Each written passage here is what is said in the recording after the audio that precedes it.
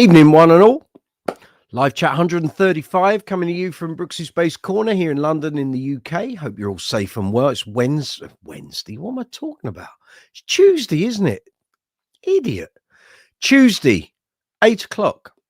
Brooksy's Bass Corner live chat. Sorry, my days are out of whack because I went to help my mum yesterday. Normally I do that on a Tuesday. I did it yesterday because I took my sister to see Level 42 last night down in Portsmouth.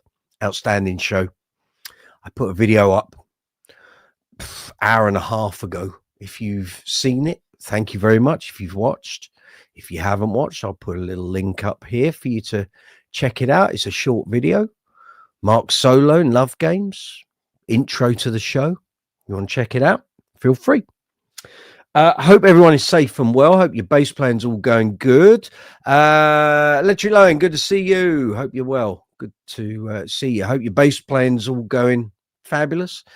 So Tuesday, as I say, live chat. If you've got any questions about basses, bass guitars, bass amps, bass effects, bass accessories, strings, gig bags, cleaning materials, great bass players, albums with great bass playing on, this is the place to do it. Come in and join us. You're amongst friends. We're a very friendly bunch, but if you come in here and you shout and you rant and rave and swear, please leave religion and what was I going to say? Politics. Thank you. If you're going to come in here with that, you're straight out the door. We don't do that. We're talking basses, bass guitars. Your personal politics and religions and beliefs, that's up to you. Don't bring it into our live chat. Otherwise, I just bomb you out. That's the way it goes. So we're talking great bass players, albums with great bass playing on. So about 3 hours ago, the news broke that D'Angelo has passed away at the age of 51. I think he had pancreatic cancer. I think it's one of the things I've seen on social media. Very sad. It's he was kind of a leading light through the late 90s, going into the 2000s, the whole new soul vibe. Great performer, great songwriter, singer, musician generally. We're talking great bass players. Pino Palladino was on his album Voodoo, did the corresponding tour, I think. It kind of reinvented Pino's, not persona, but his position within the bass session world. Everyone knew him for his fretless playing, Music Man Stingrays, other bass exotica. And he came in and did this album for D'Angelo, playing, I think, is it a 62 or 64 precision with flats? Suddenly, everyone wanted a P bass with flat wounds, either playing live or on sessions. I remember it at the time. I was sort of firmly ensconced in my covers band, and a P bass with flat wounds was about as far away from my bass tone that I wanted at that time as you could possibly get. But everyone was doing it. Every guy on the UK or certainly on the London cover scene, suddenly precisions with flats were everywhere. So that album kind of fueled that surge in popularity for flat wound strings and 60s precisions with them fitted. So yeah, very sad. He's passed away at 51. It's no age. I'm 53. Keep seeing people that are younger than you or around your age group passing away. It kind of makes you focus.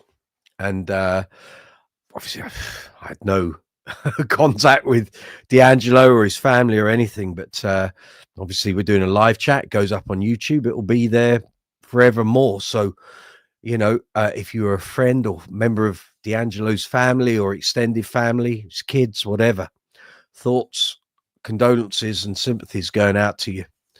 No age really. But there we go. We have to carry on. Bill Derbyshire, good to see you. I'm very pleased that your bass, your upright, your NS upright is sorted. Thank you, Barry Morehouse at the Bass Centre. Dave Good, Jill Morehouse, Chris Ward. Thank you for all your efforts getting Bill back up and running. So Thank you, guys, if you're watching from the base center. Vissol, good to see you. You've seen my video. Thank you. Boys looked in fine form. Yes, anyone watching it, I apologize for the what's the word? The degradation in the video quality about two-thirds of the way through the video. I didn't even know it had degraded that far until I was trying to edit it today.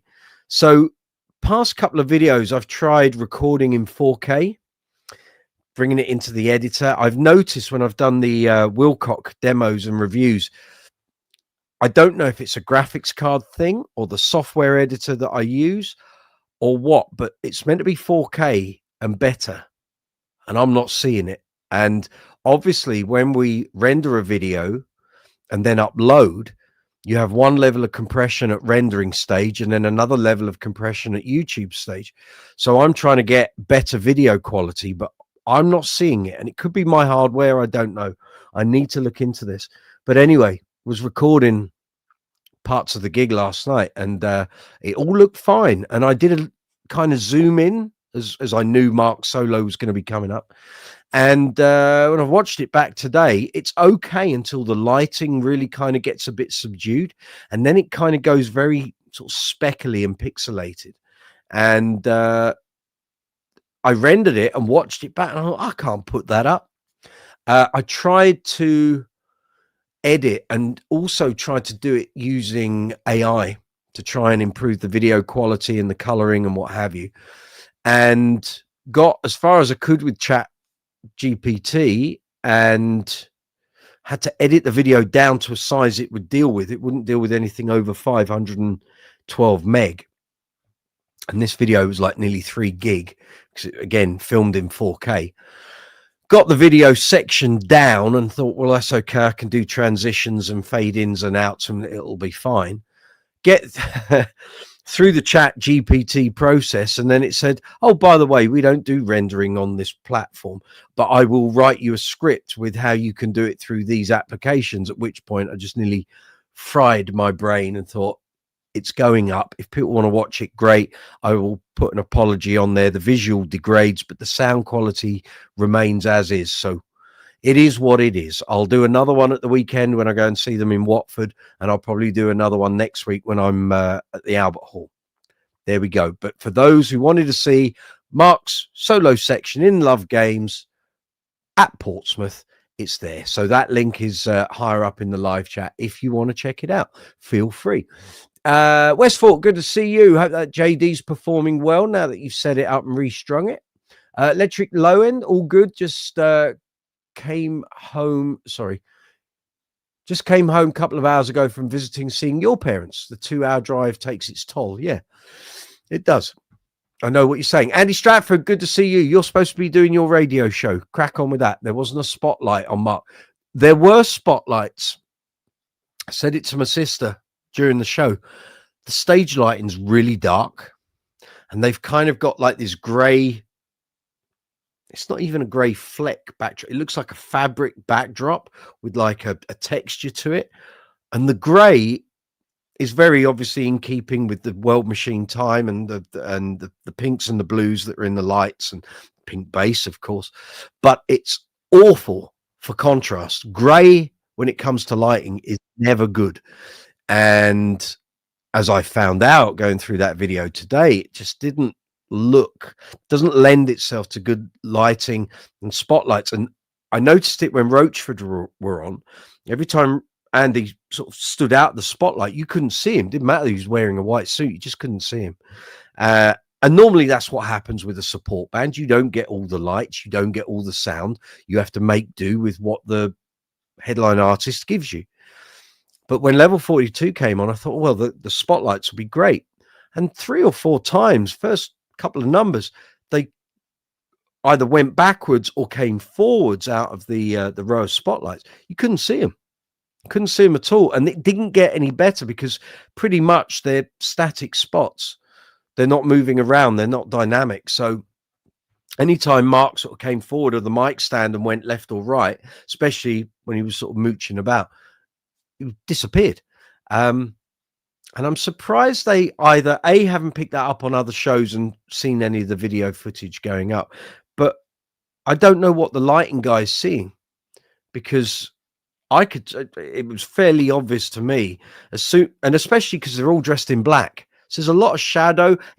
I don't know if they've gone for like a kind of moody visual. Maybe that's something they wanted to do. I don't know. And the lights were great, but the spots were not great. And I guess they're, 2/3 of the way through the tour. They're just going to not worry about it. They just crack on. But it does make seeing the band quite difficult when they go out of that line of spotlights. Tis what it is.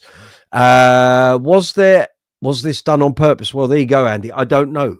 But like I say, things like that you normally pick up at, well, if they did a dress rehearsal. But I'm not even sure the band does that sort of thing now. I think the band goes in for rehearsal. The lighting guys maybe or maybe they do, or maybe a lighting guy comes down to a studio rehearsal. But whether they're actually doing the whole lighting thing or until they get to the first night and then they put it up and see how it goes, I just don't know. I can ask my mate Jem. He'll tell me. He'll tell me what's going on. But like I say, the rest of the lighting is very good, very dynamic. It's all moving about, good energy. But that once you get out of that line of spots, because in the old days you would have spot operators. So if you had like a front man and maybe bass player and guitarist moving around, they would have follow spots. Don't really see that happening a lot.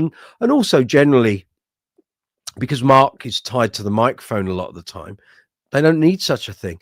But when he went sort of left or right away from the center, suddenly it was all very dark. And again, the costumes are all black, so kind of, and you've got a grey background. So I apologize if you watch the video and think, my God, what happened to the visual? When the lights come up towards the end of the solo, suddenly the quality of the video is great. And up to that point, which was the end of Nickel Thompson's trombone solo, again, the visual is pretty good. It's a bit grainy. I don't know what that whole thing is with 4K. I need to look into that. But yeah, once Nickel Thompson had finished and Mark started doing his thing, it's just like the lights went down and it just became very kind of speckled look. Was what it was. Tis what it is. But there we go. Westford, yes, the Jaydee's doing great. Sent you a little sound clip. I got that. Thank you. Yes, sounded good. All good. So if you're new to the Brooksy's Bass Corner live chat, you're very welcome. This is the video window. If you've got questions, comments, you want to put them in the live chat section, there's a box at the bottom of the live chat window, says chat, comment, post a comment, stick your insertion point in there, type your comment, question, press send. It'll appear here in the live chat window. If you're on the mobile app, live chat window is directly below. If you're on the desktop version, it's that way. Next to the comment box, you'll find an emoji icon. Feel free to give that an absolute pummeling. And after that, you'll see a rectangle with a love heart in it. Sorry, what am I talking about? You see a rectangle with a dollar symbol in it. A super chat allows you to donate to the channel if you wish to do so. Everything we do here on the channel is monetized. We're a monetized channel. Aim to keep the channel going for as long as physically possible. But everything you see is paid for. Nothing's for free. So all of it comes out of my pocket. So if you want to keep the channel going, keep it up and running, use the super chat facility. It allows you to make a financial donation if you wish to do so. But you don't have to. The videos are free to watch. It's all good. Underneath the video window, you can see a thumbs up and a thumbs down. Please give the video a thumbs up if you would. It's the most important thing you can do for creators here on the YouTube platform. If you give it a thumbs down, then please leave a comment. Let me know what you don't like or what isn't working, because I can't make the video better if I don't know what the problem is. Next to that, you'll see a share arrow, so you can share this video out to social media, email, websites, which are all good. Please do that. It would really help the video and help the channel. And further along in that row of icons, you'll see a love heart with a dollar symbol in. That's called Super Thanks. Works exactly the same way as Super Chat. Again, allows you to make a contribution to the channel if you wish to do so. And that facility exists on every single video here on the channel. Super Chat only exists within the live chats. Super Thanks is on every single video. Andy Stratford, sound of the pink one was okay. Exactly what I was saying to Jamie, and I can see him there. Exactly what I was saying to Jamie about an hour ago. But when he went to the cherry red one, it blew it out of the water. exactly the same. I agree totally, Andy. It was like chalk and cheese. Very obvious that those two basses do not sound even close to each other. Very different. But as I also was saying to Jamie, Mark's doing a lot of tap dancing with the effects board. So I don't know what he's got turned. Well, we know the modulation effects when he turns those on and off, but I don't know what EQs and other tone shaping effects he's using there. It might be he has one for the pink one and one for the red one. I don't know. P. Lindermere, good to see you. Welcome. Hope you're well. Good evening. Good to finally catch one of these. You're very welcome. It's good to see you. So we were talking about the icons and all of that. That's all very good. So underneath that, you find the description box. In there, you'll find timestamps for this video, which will go up tomorrow. So basically everything we talk about and comment on here on this live chat, I put in timestamp form so you can jump through the video if you're watching it at a later date. Tonal Axis, good to see you. Welcome. Pete Lindemoy, good. Stuart Milne, good to see you too. Welcome, guys. Come on in. So timestamps will be there in the description box. After that, you find links for the PSacebass Corner merch. Thank you very much, Andy Stratford. Bought 3 T-shirts and 2 mugs. Bless your heart. I hope they are right. I know you said last night, Andy and I bumped into each other at Portsmouth. Hopefully that delivery should appear in the next couple of days, but I think you were saying a couple of the items were out of stock, so clearly they're waiting for a delivery. So when they've got it, you'll get it. Normally takes about 2 to 3 days once it's sent out from Germany, but all good. So you'll find the merch links in description box. After that, you find affiliate links for the Bass Center here in the UK, Top Cashback, StreamYard, and vidIQ. After that, you'll find affiliate links for if you've got any bass-related purchases, either a new bass, amp, cab, combo, strings, cleaning materials, pedals, cases, gig bags, anything to do with bass. There are affiliate links there for Amazon, Thomann, and Andertons. So if you've got anything that you think you need to buy bass-wise, or even something we talk about on the live chat tonight, if you use those links in the description box, the channel gets a very small affiliate commission back from the retailer, so you can help the channel in that way. You can do a bulk order of strings. You're going to buy them through Amazon, Thomann, or Andertons. Use those links. We get a little something back from the retailer, which helps keep the channel going. After that, you find social media links. You'll find some Facebook, Instagram, Be Real, Reddit, Quora, Discord, and TikTok. There we go. Young James, you're coming to the stage. Here we go. Here we go. Well, I can actually hear what you're saying. How about that? Why don't we put... Say that again. I said, why don't you put headphones on? I'll do that. You haven't got your goggles on. You got your contacts in. There we go. Exactly. Yes. Yes, as he squints into the camera. Oh, yeah. Oh, look. No, that would be the Nick Smith. Oh, it's so good. Yes. So yeah, all of that. Yeah. Yeah. Right. Let's not do that. We could be here all night doing that, and people go, "Why are they being stupid?" Anyway, it's his thing. It wasn't our thing. Yes, news. What's going on? Got any questions about last night? Ask, and I'll try and convey what I can recall. Okay. So, as what we were sharing a few minutes ago before you started speaking with Andy about it, my theory, and I can ask, is the pink one poly finished and the red one lacquer finished? Because remember when we were there, just for everybody who's listening, there were the 2 classic series ones, one with dots, one with inlays. The one with dots had a nitro finish, so give it an aged look. I'm wondering, let's the wood breathe. The red one last night had satin inlays. Okay. So I suspect that could have a nitro finish, but obviously the pink one has a poly finish. We've seen that. Very much so. Very much so. So that's a thought on my part, just because, you know, if you're doing, if Toby called the one we saw with the dots or kind of an aged instrument, then the lacquer would make sense because it would breathe differently. So perhaps the red one that he played last night with the inlays has a retro finish. That means it'd be a lacquer finish. Well, when he got the red one, so that would have been a couple months ago, easily, right? No, he got the red one in 2022. 22. Okay. So when they came out of lockdown and they did they did the tour, which was the 40th anniversary of the first album, and he brought out the Star Child for that, and the original red one. Yeah. And I'm trying to remember. I could go back through my phone, but I don't want to do it now. So basically, I think they made him the red backup, which was basically as close to his original one as they could get, without it being obviously 40 years and battered into submission. Right.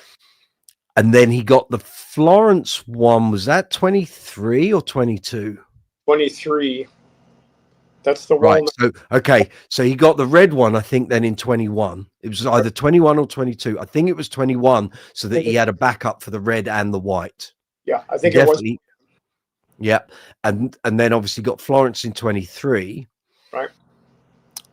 And I think what's happened is he's just not using the old, 003 is now hanging on the wall in the studio.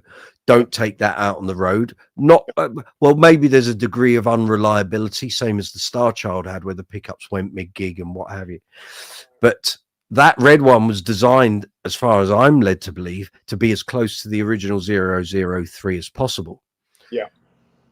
Now, the question then is, as Toby alluded to when we saw him, have they used the exact same types of timbers, or is that bass on the through neck part, is it colored to look? Because remember, Toby was saying you can have a maple and walnut neck bass and we will color it to look like mahogany.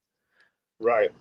So it could be that's a degree of it, but then that pink one looks like it's maple and walnut, or maple and mahogany. But it seems like, as you said to me, a maple necked one has a remarkably different tone to the mahogany ones.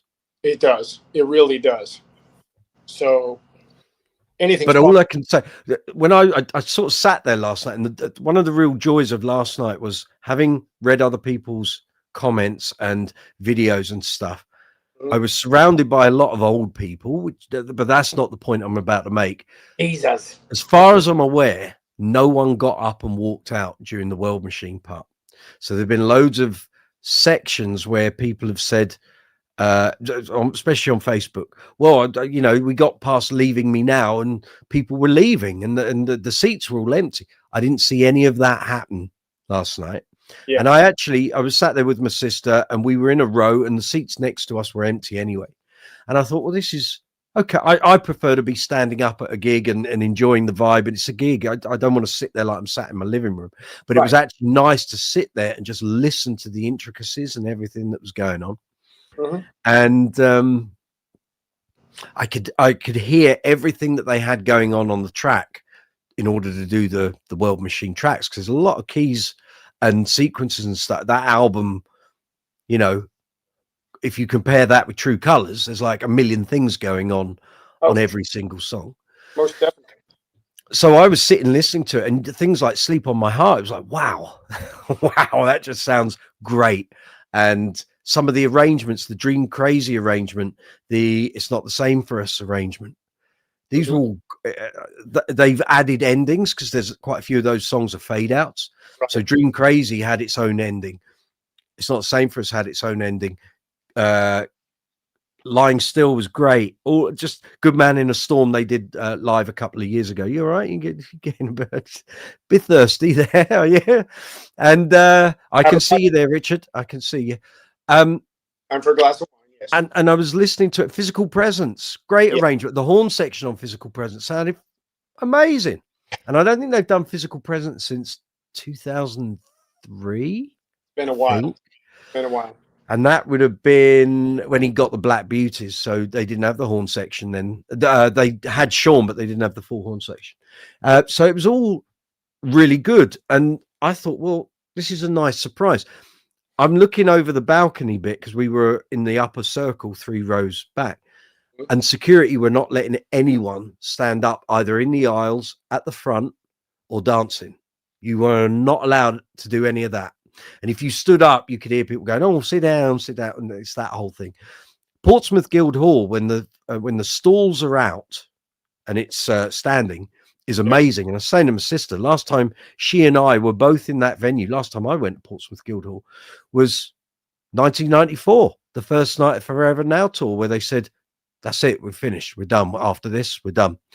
And I remember that gig, we were like 6 rows from the front, and Portsmouth Guildhall, when the seats aren't in downstairs and it's standing, is a rocking venue. Last night it was just lots of people sat there with their arms folded. Oh yeah, this. But as we've said on over the past couple of weeks here on the live chat, is that album is a listening album. A lot of the tracks are kind of mid-paced and a bit slower. There's only 2 singles on it. And I've thought the past couple of weeks, next time I see Mark, I must ask him, were they going to do a 3rd single from the album? Would I Sleep on My Heart have been a 3rd single? Because in my mind, that would have been a perfect track. You couldn't, Physical Presence wouldn't have been a single. World Machine, yeah, maybe. There were a lot of mixes of it, but it's not a 7-inch single. Dream Crazy and Sleep My Heart would probably be the 2 obvious ones. But they only did the 2 hits. So again, 4 songs in to the gig, you've had the 2 hits. And then people have to listen to 1, 2, 3, 4, 6 songs before they get to songs we know. And again, once they got to that, oh, everyone's up. Oh, yeah, isn't it great? But I was quite pleased that people were actually listening to the album and really applauding, not going, oh, well, I don't know this. But that was good to see. But that pink bass is just different thing. But yeah, and thankfully security kind of relaxed a bit sort of halfway through the hits section of the show, and then people were getting up and it was packed, and it was a good show. I mean, people were vocal in their appreciation. It wasn't like, I mean, I've seen videos of some of the early shows up in Scotland and it was like a morgue. And actually, yeah, there's a bit of that. And I know obviously they've taken Eyes Water Falling out of the set, and it's a hell of a song to play, and it's a real vocal stretch for Mark. But if they'd done that last night, that would be because that would be, or it was, the song that connected the World Machine section of the show to the hits. If you played that, I think that might have got people walking out because they go, what the hell is this? You know, 70-year-old people aren't necessarily into jazz funk fusion, and Eyes Water Falling was an album track. Apart from the start of this tour, that hasn't been played on tour since '85. So yeah, so there we go. It was a good show. I'm looking forward to Watford. My only reservation with Watford is I've seen them there twice, and the sound's never, on both those occasions, hasn't been good. But I have seen a friend's Queen tribute there, and I saw the Queen extravaganza there, and they had good sound. And I know that Watford Coliseum has just had about 18 months of refit, and because it's like playing in a gymnasium, it's just shiny floors and walls everywhere. So everything's just bouncing around. Yeah. So we'll see on Saturday if they've kind of nailed that. But yeah, let's bring Mr. Fit and Perkins to the screen. Here he is. Handsome member of the tribe. Here we are. How we doing? Not bad. And you? Very good. Yeah, rocking. Bit tired today. Had a very frantic. Good God, my sister's on. Hello. There's Richard. Yeah, Visog Forever Now tour, the Olympics. Yes, absolutely. Yeah, there's my sister. You had a great evening. Well, I'm very pleased, Mags. Very good. Very good. Evening, yes, Jamie. it was. Evening, Jamie. Hello, Rich. No. You see, everyone remarks on the appearance. You see. I must. Shall we go? You're in a strange new place. Are you in your pink flying? Yeah, where are you? Or something? I'm in a pink flying saucer right now. Yeah. Where are you? Are you in a hotel room? I'm in a hotel actually because I'm out and about. Ah. There you go. So, you know, that very good. We have to find our chocolate of choice. American chocolate. That's not happening. Stacey will be here. She'll confirm that shortly. Well, we could do that. You know, I couldn't find any Cadbury, so we had to make do. Well, yeah, but even that's not.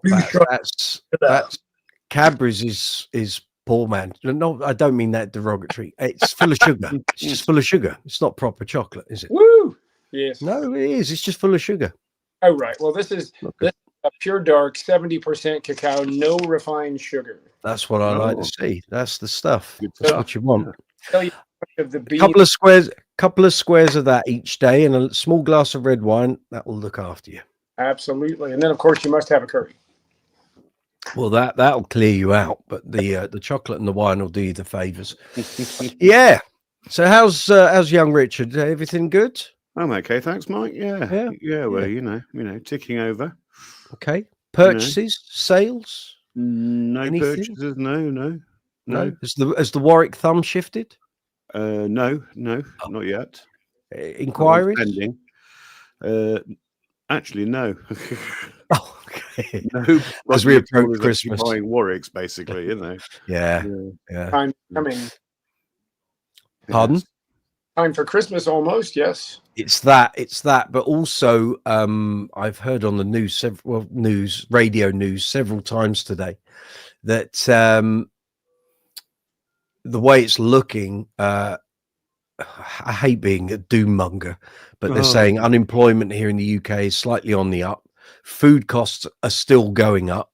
Yeah, The cost of everything leading up to Christmas is going to be going up, and it's like, when does this ever stop? I mean, COVID's got a lot to answer for, and right, it's like nothing has changed. It's like we seem to be on this never-ending road of doom and pessimism. But yeah, definitely. At some point, food prices have to balance out, and you've got we're coming into winter, gas and electric costs. People aren't buying instruments until we get to Christmas. So I would just hold on to that. Wait until the right buyer, buyer comes along. It'll go. Yeah, they always do. At some point soon. Yeah. For a Jaydee. Shifted for a Jaydee. Oh no, I'm half sort of thinking of probably selling the Stingray and putting the money towards a build down on the south coast. So there you go. Well, be prepared. That could take some time to end up in your hand. I'd imagine. Yeah, about 2-3 years. I can't possibly comment because it's 21 years since I had mine, and I was told 3 months, and it took 14. Oh well, that's fine. And he relocated during the process, so yeah. But no, nothing appears out of that workshop in a hurry. Put it that way. Good. Yeah. So as long as you've got patience, all will be fine. I have plenty of patience. There we go. I've heard. Right, Andy. I've just checking my messenger here. Yes, you sent me a message at 6:15. You'll be on around about 9:30. I saw Mr. Stratford last night. We met each other in the pub across the road. Yes, lovely. Yeah, and what a fine chap. He's he bought 3 t-shirts and 2 mugs. Bless him. From merch. 3 t-shirts and 2 mugs. 3 t-shirts and 2 mugs. Careful, Mike. There you go. I tell you, we will eat this week. We will eat this week. Definitely. Yes, indeed. Indeed. So we'll have cheese on toast if we're lucky. Very good. Westfort. Oh yes, Jaydee. Yes. So over the weekend, the lovely Westfort was restringing his Jaydee for the first time. He hadn't done it. Was a little perturbed with potential truss rod adjustments. So I did my best while I was trying to walk the dogs and get ready to go out for a gig. Early morning Saturday. Not my most turned on in the brain department, but we got there, Westfort, and he managed to do it all. And I said, brilliant. Just take everything slowly, take it sort of theoretically correctly, as you see on the videos and the workbench live chats. And he did. Followed it step by step. And as far as I'm aware, unless you tell me differently, Westfort, everything's good. The neck shifted a bit because he went from, I think, 40/100s down to 30/90s. And, but it leveled it. Evened itself out, sort of thing. Yeah, literally just a couple of quarter turn adjustments and all good. Perfect. So we have a happy camper. Very good. Very good. So for you guys, I think Jamie might have heard me saying, I don't think you did, Rich. D'Angelo's passed away at the age of 51. The guy that Pino Palladino played with in the early 2000s that created the whole thing for precisions and flat wounds. Yeah. He passed away today, 51. Oh, bless. Pancreatic cancer, apparently. Mm. So Not fun. thoughts and condolences going out to his family and friends. Not that I didn't know the guy or any of his family, but you know, I can see all the artists on Facebook going, "Oh my God," you know. Yeah. It was very influential for a generation. So there we are. There we are. Lovely stuff. So go on. I would actually like to say I was watching your video earlier on. Which of one? The gig. Oh, yes. And that was the one with the absolutely brilliant. Yeah. He was swinging from sort of, the pole, right? Which bit was absolutely brilliant? Just what they did or what I filmed? Your actual work with the actual camera. Ah, okay. Well, we were fortunate to have 3 rows from the front of the circle. And the lovely thing at the Guildhall is sometimes you get in the circle of a venue, right? Yeah, and it doesn't start going up. It's like lots of people on a flat, but actually at Portsmouth, it's like a steady incline from the front row. So if the people on the front 2 rows had stood up, I could still have sat down. But I was trying to get. It's weird. The first time I've ever been at a gig, sat down, not sort of surrounded by lots of people because there was no one to my left. And I was thinking, I already had in my head, well, I'm going to record the Love Game solo. And I quickly went through the set list. As you're probably noticing, I'm not filming anything that's got vocals on because we don't want copyright strikes and all of that. And I'm looking through the set going, right, well, where's the instrumental sections? And apart from Love Games, there aren't any. There are no sections in any of those songs that don't have melodies playing over. That's the only song that's got like a solo section where there's no discernible copyrighted melody. And I was thinking, well, maybe there's something in Star Child. There wasn't. There's either Mike singing over, sort of scatting over a part, or there's a key run, or there's some melody in there. But Love Game's the only one that doesn't have that. And I thought, right, well, that's my opportunity. And I thought, well, it'd be a bit boring. So I thought, well, just let's film the intros. They come on. And it's the only point where they have the World Machine logo. Yes, true. Yeah. It doesn't run through the whole World Machine chunk of the set. And the actual intro is pretty good, and the lights are good, and the sound effects are all going on. And but then you have to cut it again once they get into the bob bob bob bob bob, because that's the copyrighted bass line. You can't. No. You could test it, but I thought it's not even worth the bother. I know how this is going to work, so let's just get the intro, get into the solos, and back out again. And that was it. It's just a shame. Again, I was saying before you came on that I've tried past couple of videos on the channel trying to do stuff in 4K. What I'm noticing is I don't know if it's the software I'm using or the video card or something, but what filming in 4K does is really make it very granular.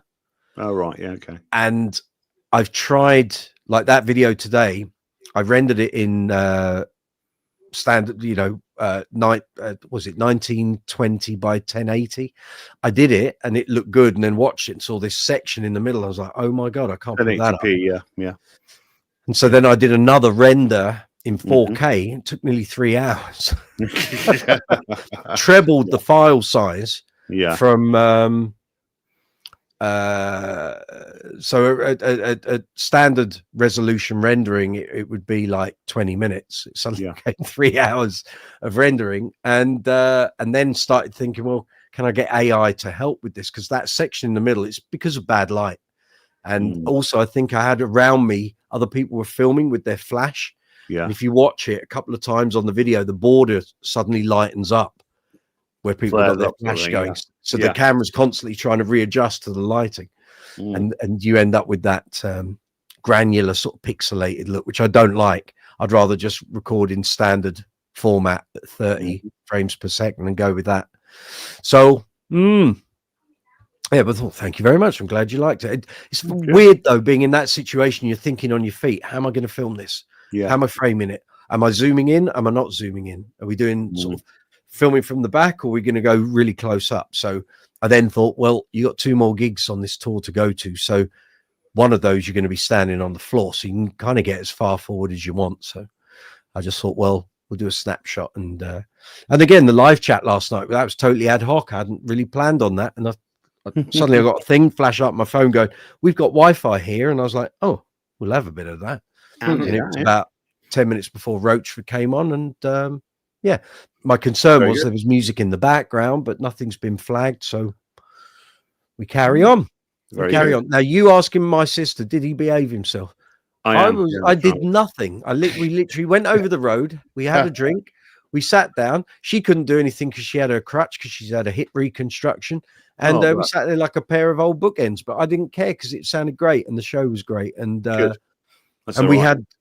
I had some space. She didn't have space, but it was all good. Gareth Harrison, good to see you. Welcome, my man. The legend. Evening, Gareth. Which one? Which one? Freddie Mercury? Elvis? I don't know. Brian Jones. Byron Jones, even.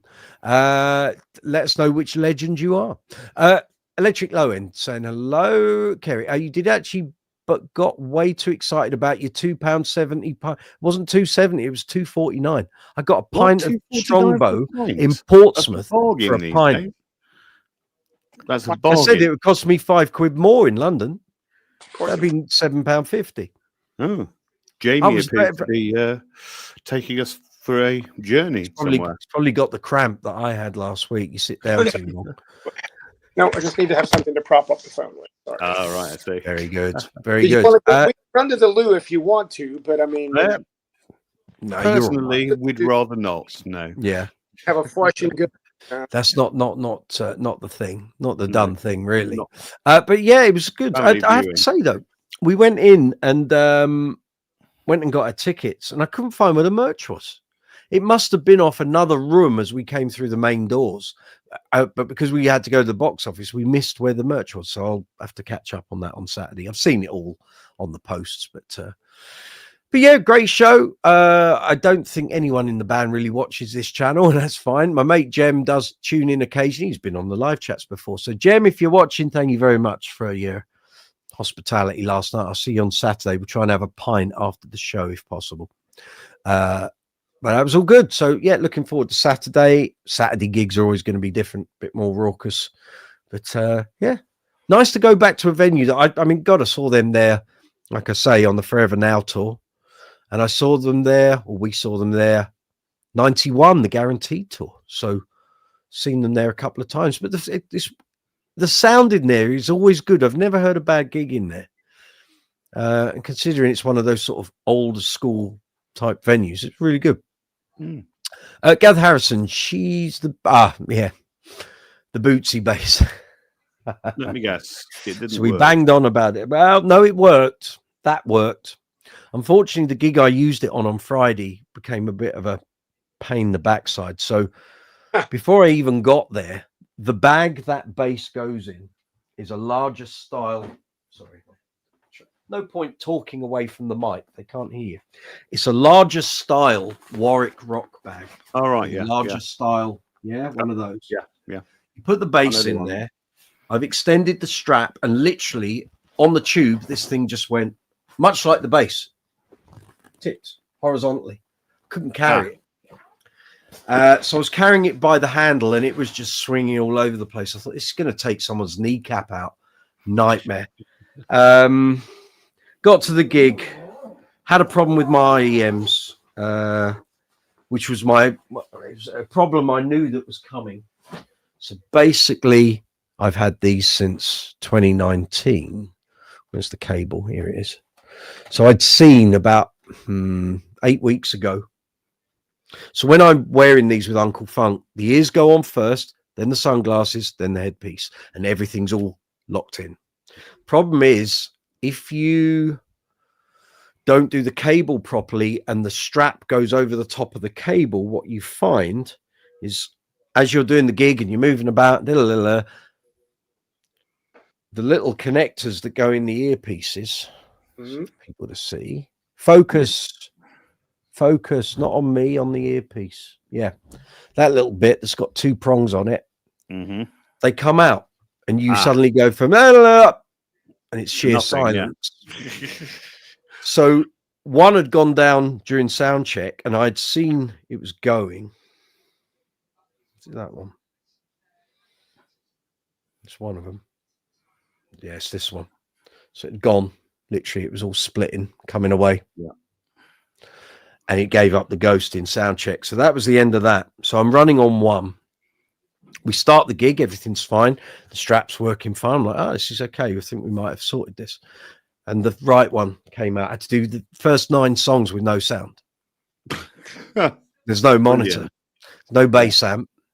So I'm literally going on memory, knowing the songs.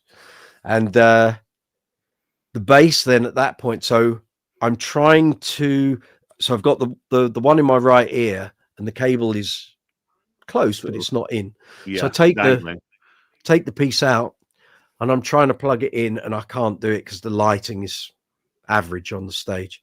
So I put it on the floor. So for the next 9 songs, in the gap between each song, I'm trying to plug this thing in so I can get some and every time you crouch down, the bass is coming out of that strap, flipping. And I'm like, I'm losing my rag. I've had enough. This is not good in any shape, manner, or form. Yeah. Then we get to the point before the end of the first set, and I managed to get the earpiece back in. I'm like, right, settle yourself, put the strap right, fine, and we're playing. And it then becomes very clear to me that that neck is not inset far enough into the body. So it feels like a really long neck. So it's a 34-inch scale, but it's along the similar lines of the Warwick Infinity, which got the dreadful review from me in the magazine because it was unplayable. And this is kind of following on in that mold. So the neck is fine. If you're sat down, it's comfy. It's all good to play. But on a stage, I'm not unfit. My arm ached. Yeah. And I'm just like, is there anything else to go wrong with this bass? Because I can't play this stood up. And I'm thinking, you were planning on taking this to tomorrow's gig. That ain't going anywhere near tomorrow's gig. And actually, the whole gig was totally unenjoyable. And I thought, you're 53. Why are you playing a bass that makes you unhappy? Yeah. Because clearly it does. It's not working for me when I'm stood up on a gig. When I'm sat down, I have no complaints. It's fine. And it balances fine when you're sat down.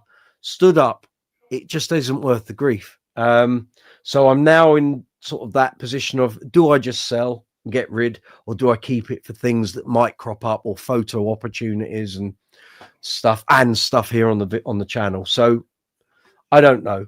I'm just annoyed. How they let that leave the workbench and go into production, I just don't know. All I can assume is no one played it stood up. They just played it, sat down, and went, right, we'll sign that off and it will go into production.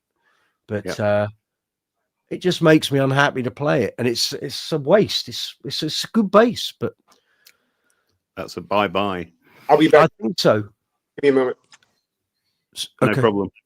See you in a bit. So I think he's got multiple windows. I see. Getting rid of that one. Yep, dip the first one. There we go. There we are. Yeah. So I don't know. I don't think I can actually get it to a state where it's going to be usable on a stage. I could probably use it on a 1-hour festival show outdoors because I don't need LEDs or anything in that situation.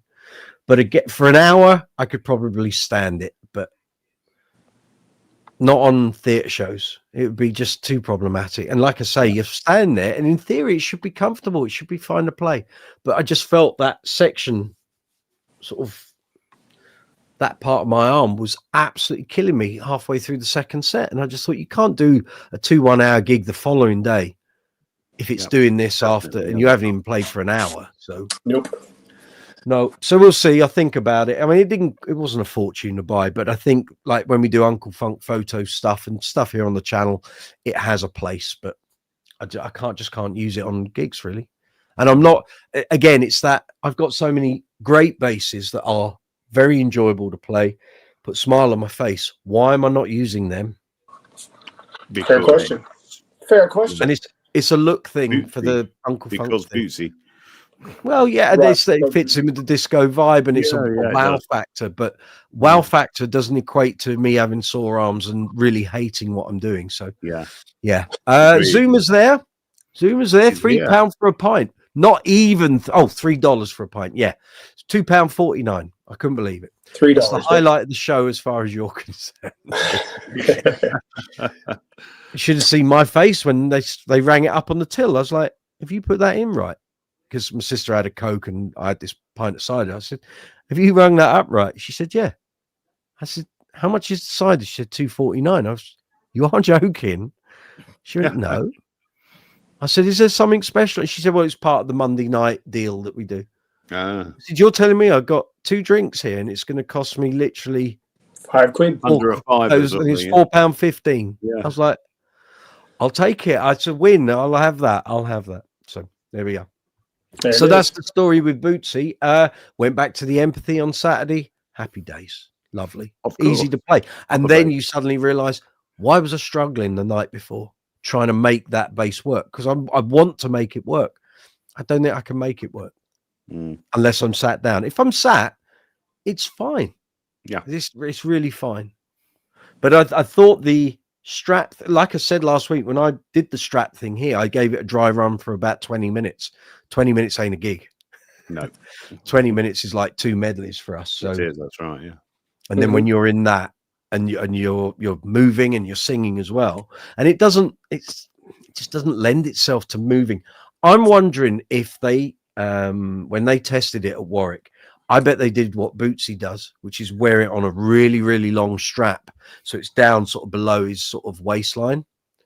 And maybe that works, but that really does. I can't play at that angle because a lot of the stuff, like you couldn't play boogie nights like that. You wouldn't be able to get to the higher notes. It just wouldn't work. There we go. Anyway, if you're just coming in, it is 8:52. We're coming from London town here in the UK. This is live chat 135 here on Brooksy's Bass Corner. I've got the fine chaps here. Want to talk bass? Come in, join us. You can come on live. I keep saying it week after week. Guys, I pay for this service. Please use it. If you don't use it, I'll stop paying for it and then we'll lose it and it'll go back to me wittering on for 3 hours and everyone else reduced to text. So please come in, talk bass. That's what we're here for. If you're looking for some advice, maybe looking to buy some new gear, new bass, pedals, amps, come and ask us if we can help. That's what we'll do. If you just want to come on and chew the fat, that's cool as well. As long as you don't come on, you're rude, obnoxious, sweary, all of that. But we seem to have eradicated a lot of those people because we're not on the vertical stream. However, I do have news. So YouTube are about to equalize the live chat experience. So for years, live chats were just horizontal. And then as we went into COVID around that time, shorts became a thing. The vertical feed became a thing.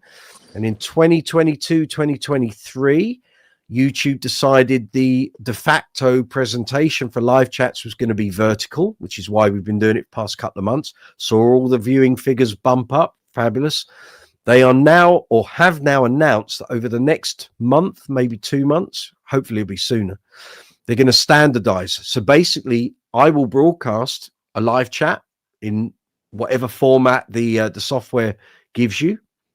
They then, if someone's watching on a TV, it will be presented horizontally. If you're watching on a laptop, it will be horizontally.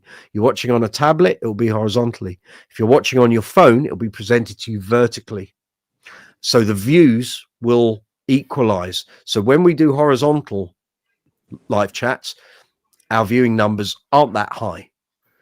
When we do vertical and we get the idiots coming in, sweary and shouty, we get thousands of views. So hopefully over time, this will now equalize and it will sort of remain in the thousands. And it doesn't matter what device you're watching on, the YouTube system will determine what you're watching on and present it to you in the best way for you to watch it. We will see how that all happens. Michael Anthony, good to see you. Ahoy, Brooksy. I've got a BC Rich Mockingbird bass. Okay, one of the premium ones. There's a lot to love about it, but I challenge anyone to have a bass with more neck dive. I'll challenge you. I've got the killer, and yours will probably weigh 10 times more than this, but this thing's got neck dive I've never seen before. It makes a Stanley Clark Alembic look positively balanced. Yeah. Richard, you only lasted a week with a Thunderbird Pro for the very same reason. You got your cough back, haven't you? It's actually been here for 9 days. Flu, That's it. horrible thing. Will not go away. Keep that throat lubricated, I say. More Vimto. Vimto at the ready. Ta-da! That's it. Michael Anthony, maybe I should duct tape the headstock to a mic stand. You could strap a small planet to these bases, and I still don't think you sort it. As I say, this Bootsy bass, it's not that it's heavy, it's quite light, but it's the positioning of the strap buttons. And I'm not willing to start drilling holes all over it to move the buttons. And even then, I'm not convinced it's going to sort it, because I thought I'd sorted it with the strap that I used last week. And it was still uncomfortable to play, even though the balance was much improved. Just wasn't a comfortable bass to play. I spent 30 minutes adjusting the action truss rod backstage while we were getting ready to do our thing. I couldn't get that thing set up nicely. What are you doing? What are you doing? What's all that? Oh, I'm adjusting Richard's mic for him. Oh, thanks. Yeah. Like that. Film, book, song. Yeah, there we go. Pink bass, maybe super light chamber bass. All have neck dive, yeah. Well, some of those Alembic, you can have a Series 2 with a Stanley Clark body. Most of the timber's taken away, and the thing will still go. Yeah. Yep. Talking of which, do you remember the genuine Fender straps? These ones that came with the Elites. Got one over there. Right? Yeah. They're the most useless thing ever. Outside, leather. On the inside, neoprene. Slips all the time. It just goes. It's like wearing a piece of silk. It is. Absolutely useless. Junk. Yep. I say it needs to have foam. If it has foam on it, then it will, or like a piece of suede or something like that. Because like my leather Elite straps, it's like a very smooth leather on the underside, and that will always kind of slip.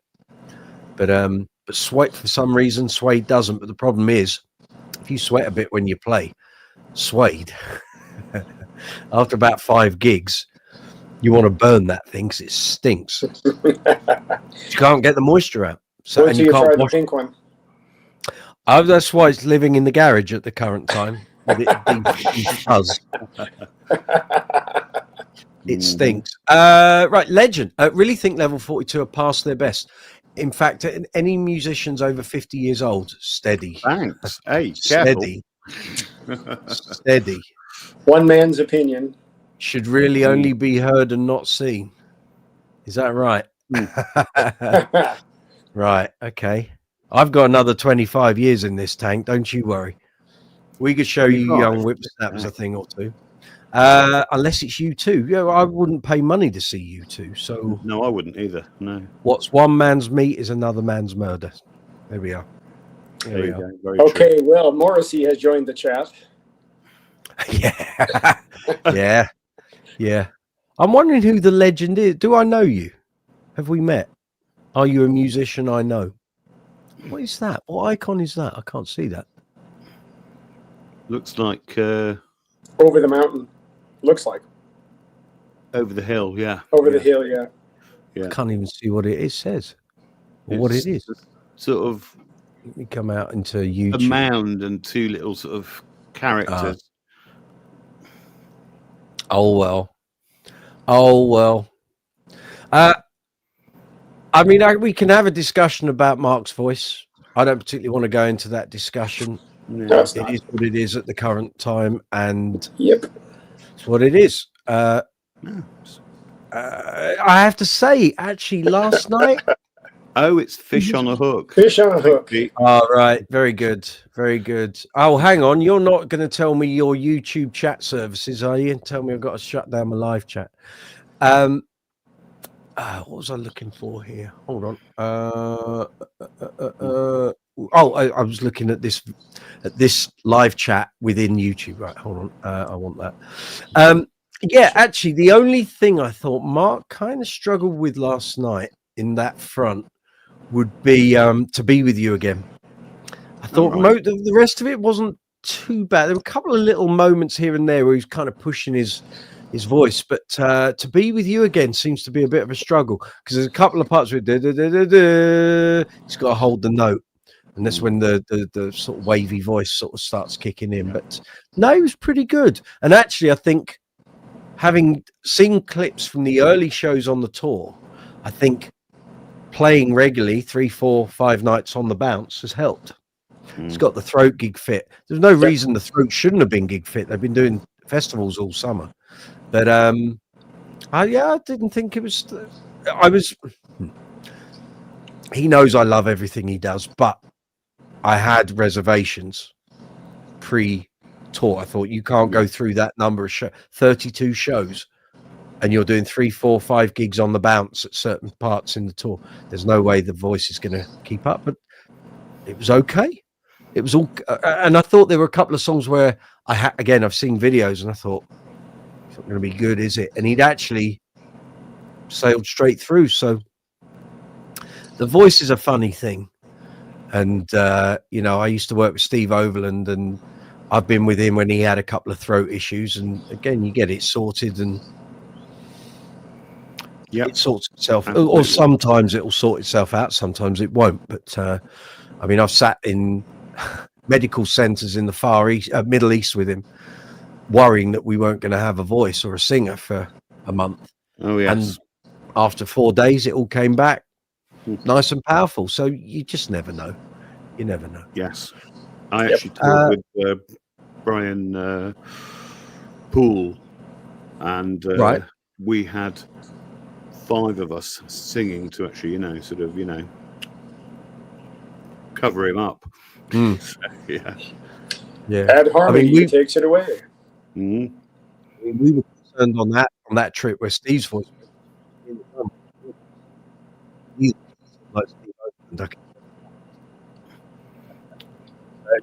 right, where are we going to do this? Your audio is actually cutting in and out. Your audio is doing the up and down the wavering.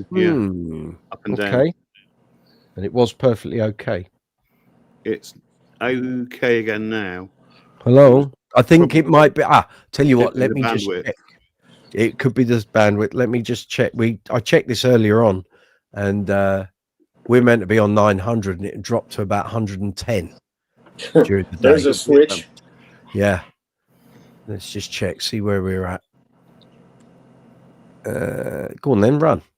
Oh no, we're up around 500, 600. Might have just had a moment. Again. It's going through StreamYard. Keep getting things like, remember last week we were getting that booming sound like we were talking through walls. Yeah. First 2/3 of the live chat, there was none of that, and then it all just suddenly happened. So I think it could be a StreamYard thing. Cool. Blimey, there's loads here. Yes. Sorry. Gareth, shame to hear about D'Angelo. Love Pete, knows playing on his albums. Correct. Pete Lindermere, Fish on a Hook. Thank you. Puck 27 looks like Fish on a Fish. Okay. Bill Dumshire, Fishing Road. Bill's got his bass sorted, by the way. Yes. We can get the red button ready.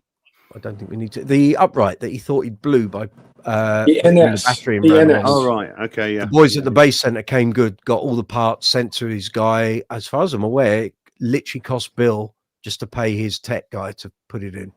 Yeah, he said he had it sorted, so that's good news. Good. There you go. See, Bill? People you see. Cheers. Keith, good to see you. Long time no see. Checking in. Welcome. Good to see you. Yeah. Surely we have a pink button. Well, I can sort that out. Why not? We got half the screen in pink anyway. So. Well, again, I can change that. Backdrop point. Hold on. Hour half. Change that. Mike's in purple and we're in pink. Have brick wall. Right. Fancy that.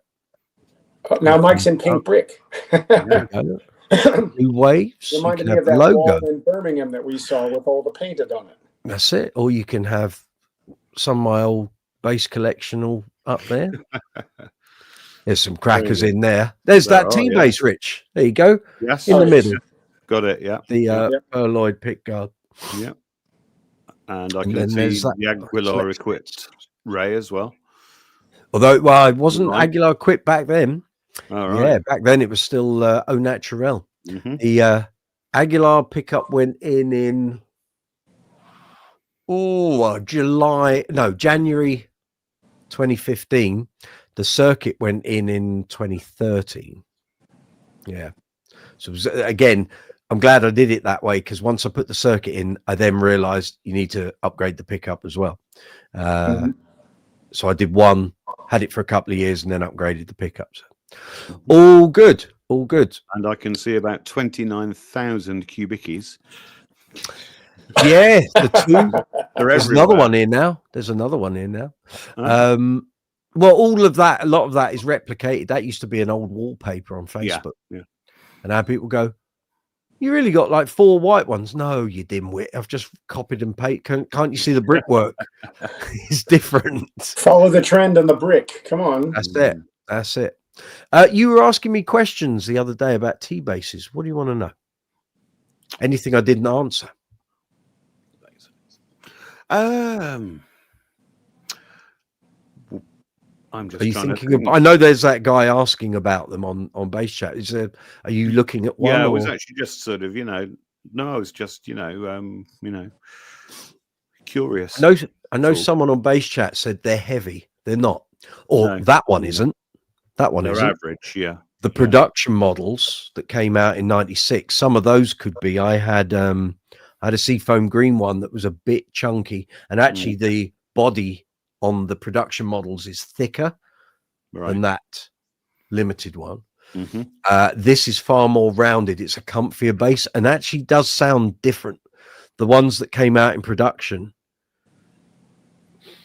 The actual one I tried for an Irish client over in Northern Ireland, I believe it was, in about May. I travelled to Birmingham. Not talking graphite necked ones, are we? No, it was a T-bass 5-string in white, and that was about sort of 9.5-ish. So right, pretty average. Those production ones were quite slab bodied. They had contouring, but it was very. So I had the production model before I got the limited model. Yeah, and it became very apparent when I took the production model off and put the limited one on, how slimline and rounded the body edges and everything is. Makes it far more pleasant bass to play. The production model felt far more slab like, so it had obviously had the shape and the contour. Right, yeah. You're right, mate. You doing your food shopping? No, I'm ordering you a pink. I'm ordering you a pink Speedo, and to go along with the it'll have Bootsy's across the right end. Very nice. But that production model, even the neck pocket was very. You know how some of the old Fenders are very block-like. That's what it was like. That. Yeah. So it felt like there was a lot more timber going on those production models than those limited. So yeah. So when that guy said, "Oh no, they're heavy," slab-bodied sort of thing, yeah. My one did. So, but that would explain that. But yeah, I think I sent you a message so they were jointly designed by Mark Gooday and Rob. Yeah. It was Mark that came up with the idea of doing an anniversary instrument, because it wasn't meant to be anything to do with Status. It was just for Trace to celebrate their anniversary. But because at that point, 1994, 95, although they had their own independent factories, I don't think Status were bolted onto Trace. They had been in the earlier days. I think the one of the cheaper ones for all the adverts were mixed too. You'd find Status and Trace in one spot. Right. Say that again, Rich. Didn't Trace Elliot make some of the cheaper instruments for Rob for a while? They were sort of, intertwined. No. Things like the Sharks in the Series 1 and things. I don't think Trace made any instruments. No. Oh, okay. I think that's why I think the T-bass. I mean, I can go back. I've got an interview I did with Mark Gooday, but I've had Mark Gooday stood here in this room explain, because he borrowed that T-bass in order to do the Lodestones. So he came to borrow that in 2006. It came back in 2007, and then the Lodestones came out 2.5 years after that. Again, the whole premise of the Lodestone was take the T-bass ideas and spend 120 grand on research and development, coming up with ceramic frets and ceramic bridge saddles, on the premise that you would never need to dress them, crown them. They wouldn't break down, they'd be durable. And then in 2015, when I had 4 or 5 of them here, 2 of them, the bridge saddles all literally splintered and broke. All right, okay, yeah. And so the white one's still got the original ceramics in, but the Sunburst one that's got the Sims Super Quads, Martin Sims just replaced those saddles rather than change all the monorail tuners. He put a set of the Warwick bridge blocks in. He had a set line array, so just swap them for that, Right, because they're not going to break. So yet, here we go. Keith, you're normally listening, just don't always say anything. Well, that's okay. Fair enough. I love the support, Keith. Thank you. Michael Anthony, you're streaming this on your phone and your wife's phone. Poor woman. She can't listen to us gibbering on like a bunch of clowns. Got a cool rolling space echo kind of thing. Oh, going. I see an echo from the... You can do them like too. this. Yeah. You can do them like this and have a stereo split. Me in stereo. What a joy. You've still got your rolling chorus echo. You keep it for the memories. They're good units. Mark King's got is on his board. Mike's echoing. I'm hearing everything's okay. Me too. No, it's my goofy dual phone thing. That's okay. How's things with you, Michael Anthony? I haven't been over on Phil's channel for a while. I've been sort of fairly hectic and busy, but I hope everything's good with you. Did you get to the bottom of the problem with the Helix? You were trying to get like a transparent top end on your Lakeland. Did you get any further with that? I don't think we've had that guy back on here since, which is a shame because he seemed to know a lot of stuff about Helixes. But and it was annoying because that night you were on and you dropped off, and then he appeared and you didn't come back. You literally had like an open book there to tap into. Not to worry. Never mind. Not to worry. Well, you can always reach out to John Willis on the Attitude Forum as well for Helix, because he knows it backwards and forwards. Yeah. Not just for Billy Sheehan tones. Yeah, you've got to do your homework with those units because there's just so much going on. Yes, you do.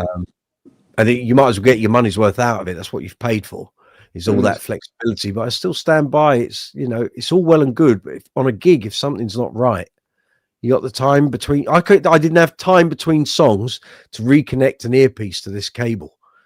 So how are you going to get focused that time in your menus and start fiddling about to see what you want to change? I couldn't be doing that. But not to worry. Right, sorry, I'm just doing the viewer poll. He's ordering a Speedo. No, it's already done. Oh, done. Lovely. Pink skimpy Speedos. Yeah, there you go. Right, and then it would go along with the Molly Sugden wig, and we've got it all sorted. How That's it. There you go. Yes. Absolutely. Yeah. I've always wanted to. It's coming your way. There you go. Have that in a curry. Where is Stacy when you need her? Probably working. She's probably kind of doing this kind of thing. Yeah. For those who, so. There we go. Oh, yes, of course. Hair. Other people's problems. Right. Well, either cutting hair or she'll be working in the pharmacy. Yes, of course, one or t'other. Michael Andy, no, I found your 100,000 views video, but that wasn't the one. 800,000 views. That wasn't that. The million views. Well, what you have to do is, whichever one I told you it was, you have to turn on the live chat facility, which is on the right-hand side, and you can see the transcript of the comments as they fly in. And he came on about half an hour after you'd posted your last message. And so it goes. In fact, the other thing to look at might be the timestamps. Let me just check. I'll see if I can see it. Did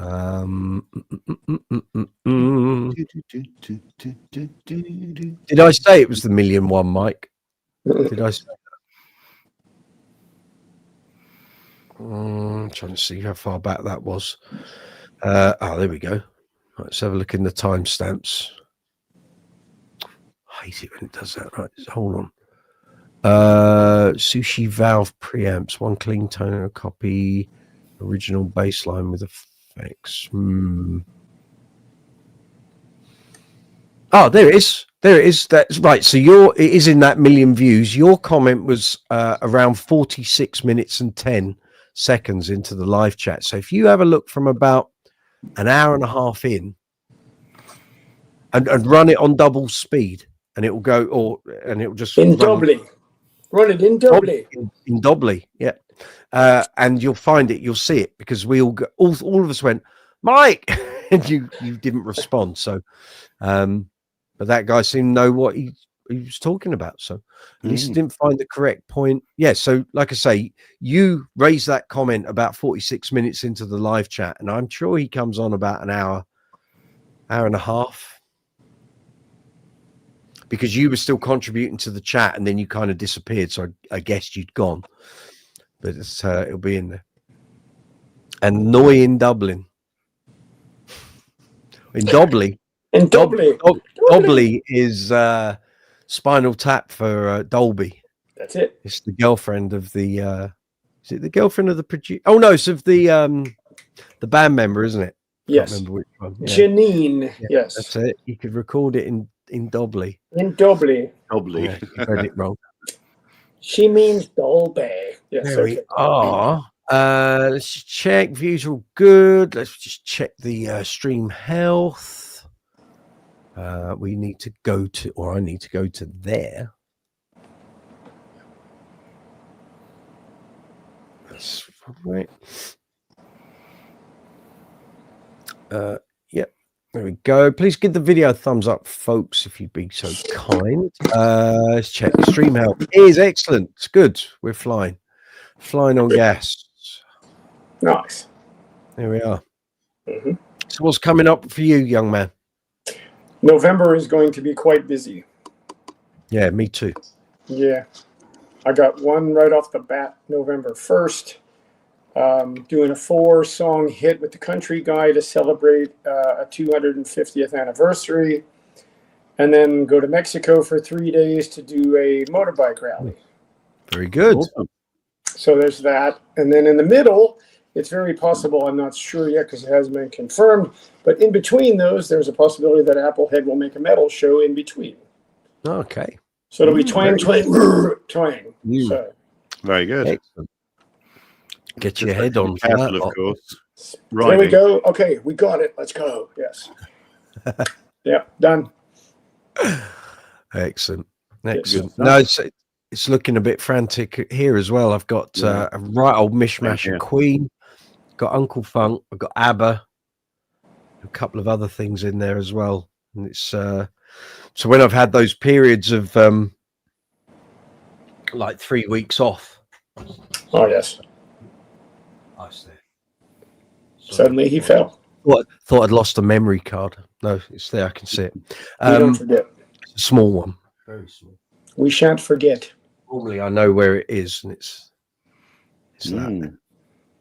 And I couldn't see it, and my like, where's that gone? Yeah. So there's a right anyway. It's all good. Yes. Very good. How about you, Rich? What you got for November? Pardon? What have you got for November? For November, I've got a few trio gigs in. I've got another 2 duo gigs this month. But from the teaching stuff and the travelling to Gloucestershire and Wiltshire, I finished this Thursday and I'm off for 2 weeks, which is good. So, yeah. Nice. Yes. So, yeah. That's it. We're all busy. Not bad at all, actually. You know, it's funny. Novembers are always hit and miss. You either, or for me, I've always had a really busy November or a deadly quiet November. It's never a mix, never in between. That's how December is for me usually, because everybody wants to do Christmas parties and all the lot. They don't. They want to hold on for the money till. Or they don't. Yeah, and the same with New Year's parties. They come in and go, okay, we're holding out for Christmas. We're going to go to January, and they go, forget it. Okay. Actually, with West talking about trips and things, yes, Mr. Mike, you and I ought to go out and see Mr. Jamie. You can fly over here. Fly this way. Yes. At the moment, come this way. come this I way. don't want to turn this Come and eat political. curry in the but USA. certainly Curry, don't- time to curry. I don't want to put any money in Trump's pocket at the moment. That's just my personal take. But also, next time I go to the US, I want to spend about 2 to 3 weeks in New York doing filming. I've got some manufacturers and stuff, but again, it's all in theory. I want to do it. In practice, it takes a hell of a lot of organization in advance to make sure that all the companies you want to go and see are all going to be there at that time. So at the moment, that sort of thing, it would be lovely, but traveling without earning at the moment ain't a thing. But yes, at some point, I've been meaning to go back there since 2014, just hasn't happened. Well, come on then. And everything else. Every time I've tried to do something out there, suddenly a large block of work comes up, and it's like, well, that ain't going to happen. So originally, I mean, I remember, oh God, when was that? 2017. I was going to come over and do New York, Vegas, and LA, and tap into all the companies and distributors that I knew through the mag. It was before the channel. Actually, my editor said, "Can you go and do an America trip?" And then we ended up acquiring Bass Player, and he said, "Well, I don't need you to go. I've got the stuff from the magazine already live out there." Right. I was like, "Okay, right. Well, that's the end of that one then." And well, we've got to do a turnabout is fair play, so that means you two guys need to hop on the bird and fly this way. We do. That's right, we'll see. Because then I'll show you what curry is. I've seen your take on curry. I'm quite happy with what I have, thanks. It's, more care for my health. I actually will point out the next time Jamie's over here, we'll have to take him to a curry house in Alfreton in Derbyshire, because it's absolutely phenomenal. Okay. Yeah. Challenge accepted. Absolutely. Challenge accepted. Garrett, hang on, what's that saying? Westport, November for you is your birthday. Excellent. Let us know when.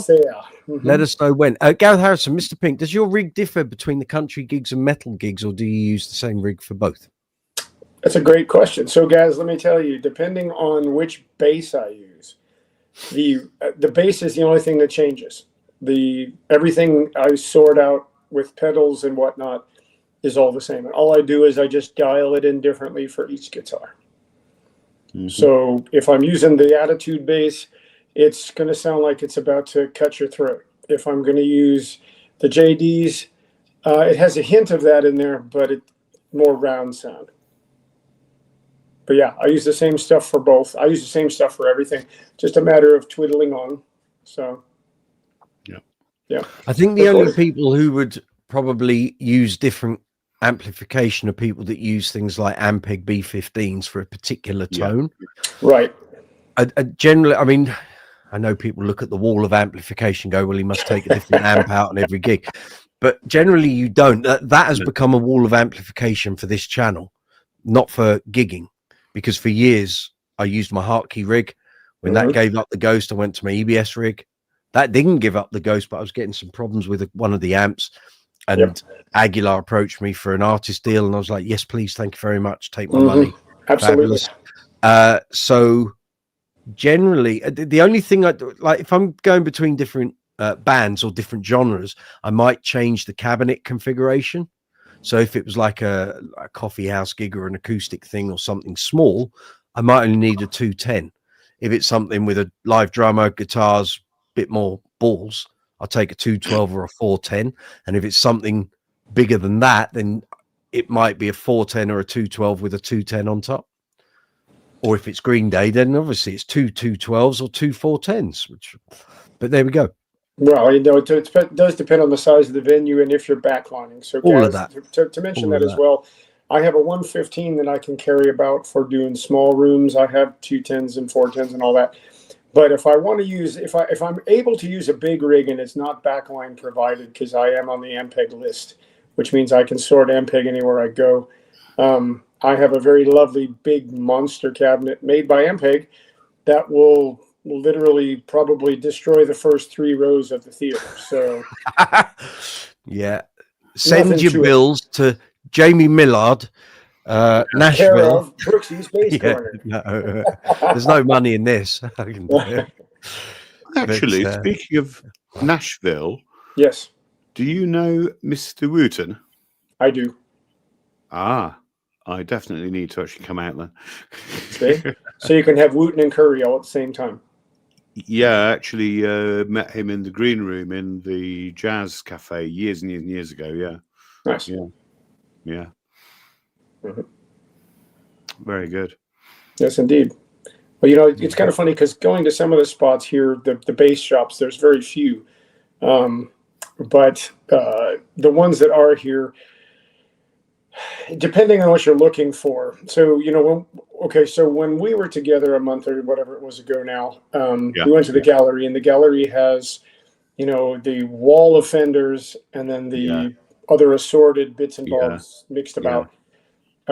Most of the music shops here have a wall of Fenders, old, new, everything, same sort, Music Men's, blah, blah, blah. And it's rare to find something that just stands out because, I can tell you one shop that I could take you both to, and you both would have a run go. You'd have a run go because there's everything from Federa to Warwick to Wall to nice T-shirt. And he's even got a Jaydee now because of me. So, he's got a little of everything, but he also makes his own. That would be the low end. Hello, Andy. Evening, Andy. Yeah, can you hear me okay? Yeah, Yeah, with your nice new microphone. I have, very yeah. nice, mate. Yeah, the shirt to boot. He's got the shirt to boot, eh? Yeah. Yes. Nice. Very nice. Very nice. That suits you, that shirt. Yeah, it does. Yeah, it's lovely, isn't it? Yeah. Mm. Good design. How are you? Yeah, I'm very well, thank you. I think you've I've got a had little toy to show the lads, haven't you? I have, yeah, in a minute, yeah. But I'm not going to play it. I'm not going to play it, though. That's all right. No, just show your wares. Yeah, show your wares. Let me know, but That's all right. That's all right. Yep, go on then. It's a cracker. Nice. What's this then? I'm sure I actually saw it probably about 7 or 8 years ago. I think I saw it. What be it? that long Spitfire. ago. Oh, I think so. There was a period where a couple of similar black orders went through, and if I didn't see it in the flesh, nice, I certainly Andy, saw it on a post when it was very sweet. Yeah. finished. Oh, really? I'm sure I saw it when I went down to interview him in 2018. Oh, Nice. I Nice. remember that one. Yes, yeah. Gorgeous. Should be a very happy man. Gorgeous, You can't get more black. Yes. So you were suitably inspired by My favourite colour. mine then. Excellent. I was, but I did have one years ago. Yeah. I picked this one and had a go at it, and with Bernie, and it was just the sound of the scale. They really are. It's brilliant, aren't they? It's just my favourite button there because it gives you. It's like a compression knob. Yes. It gives you so much more depth and bass and booming. Yeah. I beg your pardon. Whoa. Hold that bass back up. I was waiting. Mike I was will now waiting. make a point about Right. I was What waiting. Are we button talking about the switch? No, the knob there, the switch, the knob, the bottom one there. Oh, That one. yours is different then. Oh, No. look at that. That's the bass control. Yeah. Oh, there's the bass control. Okay. That's the bass control. Next to it's mid. Next to it's treble. The two along in the straight line. That's balance and volume. The switch is a series parallel switch. Mine is that one actually there, yeah. different.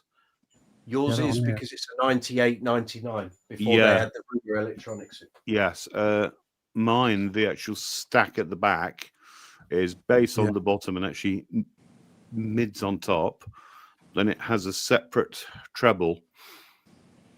Yes. And then a really, clicky volume, and then the blend at the front.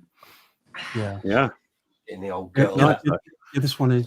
GB Day, Jamie. So I'm sure you've seen this, Andy. These things happen. Go get yours, Rich. It'll I have, see yeah. Actually, all over the right channel. here. Yeah. Come on, Very, then. very similar. So I saw this the day it was finished. Oh, really? And it was just waiting for the customer to come and get it. And I said to Bernie and Deborah, his partner at the time, I said, one day I'm going to own that. And they went, no, you won't. This guy will never sell that bass. Yeah, really. There it is. There she Oh, be. beautiful. Although it's not showing off the quilt. Get yours out. Are you rich? Better. There we go. And then, of course, It's You got a GB Mark style. King one. Is that a Mark King one?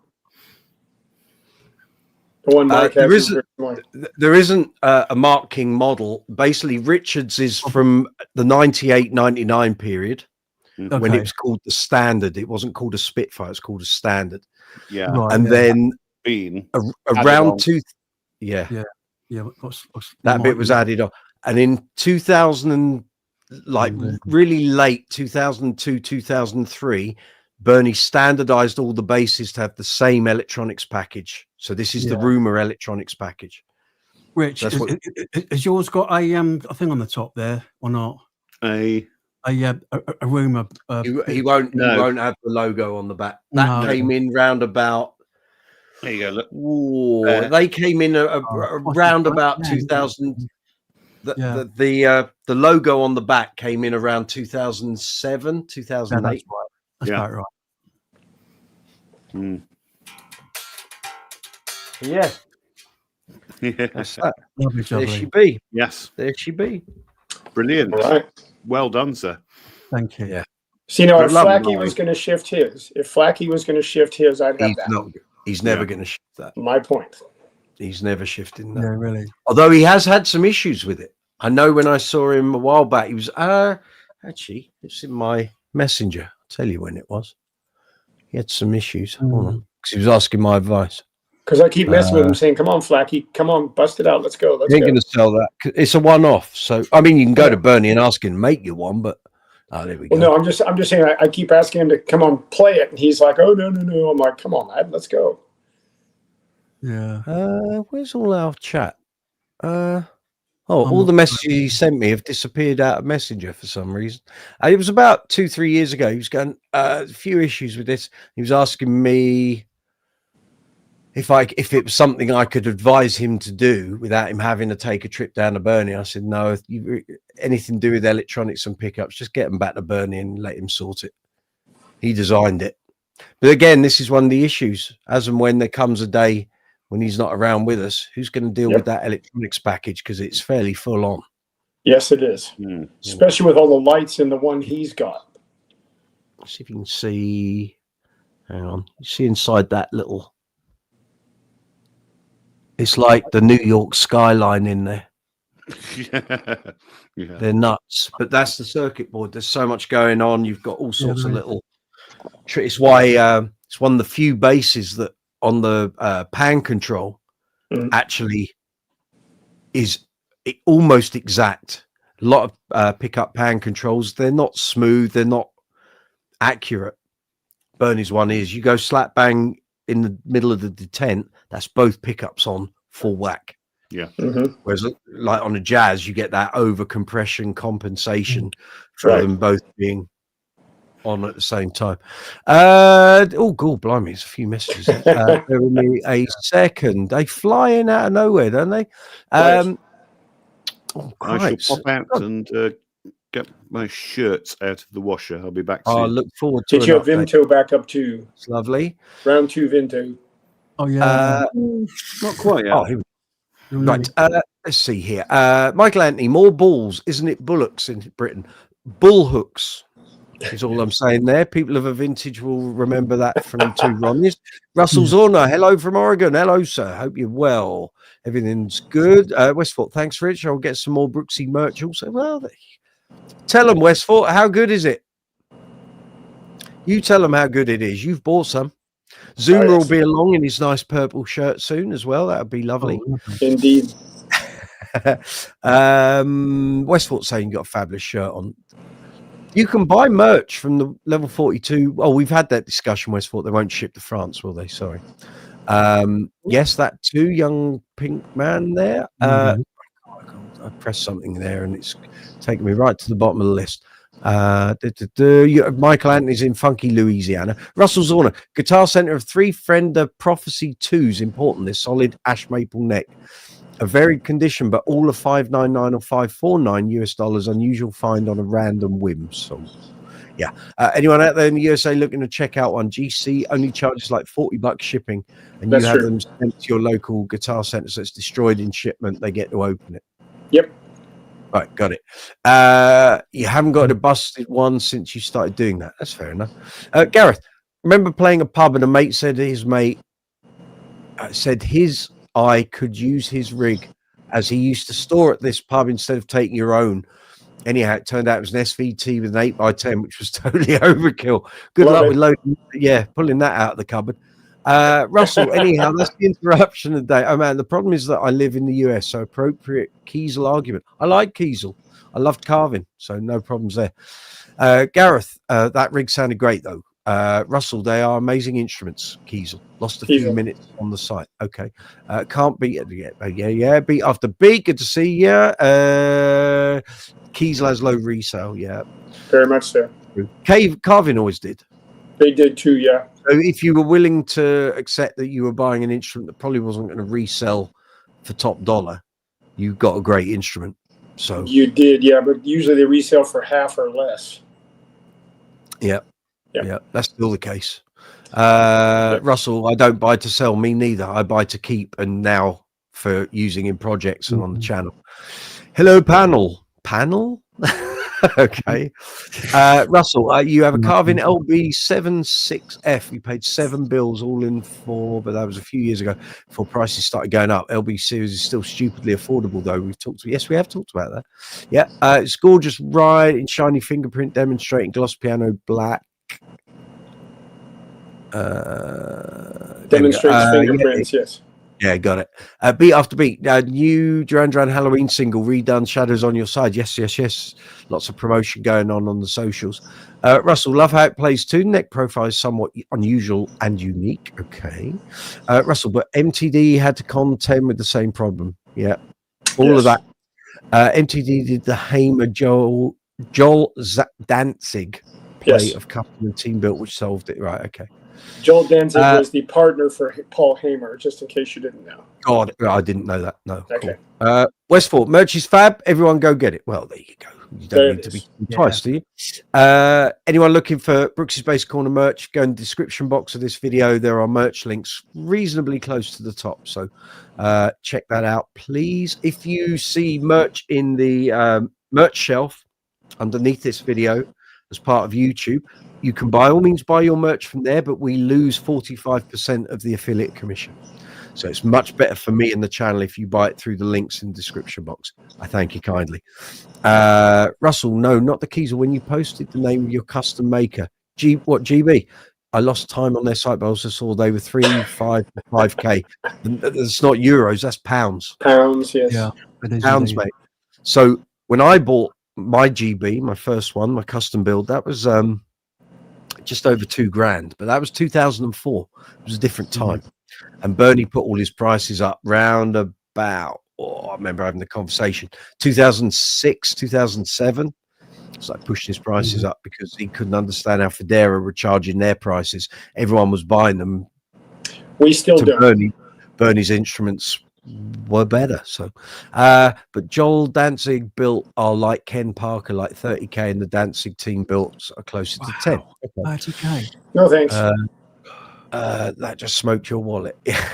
I've buying a Series 2 Alembic lately. That'll smoke your wallet and leave you crying in your beer.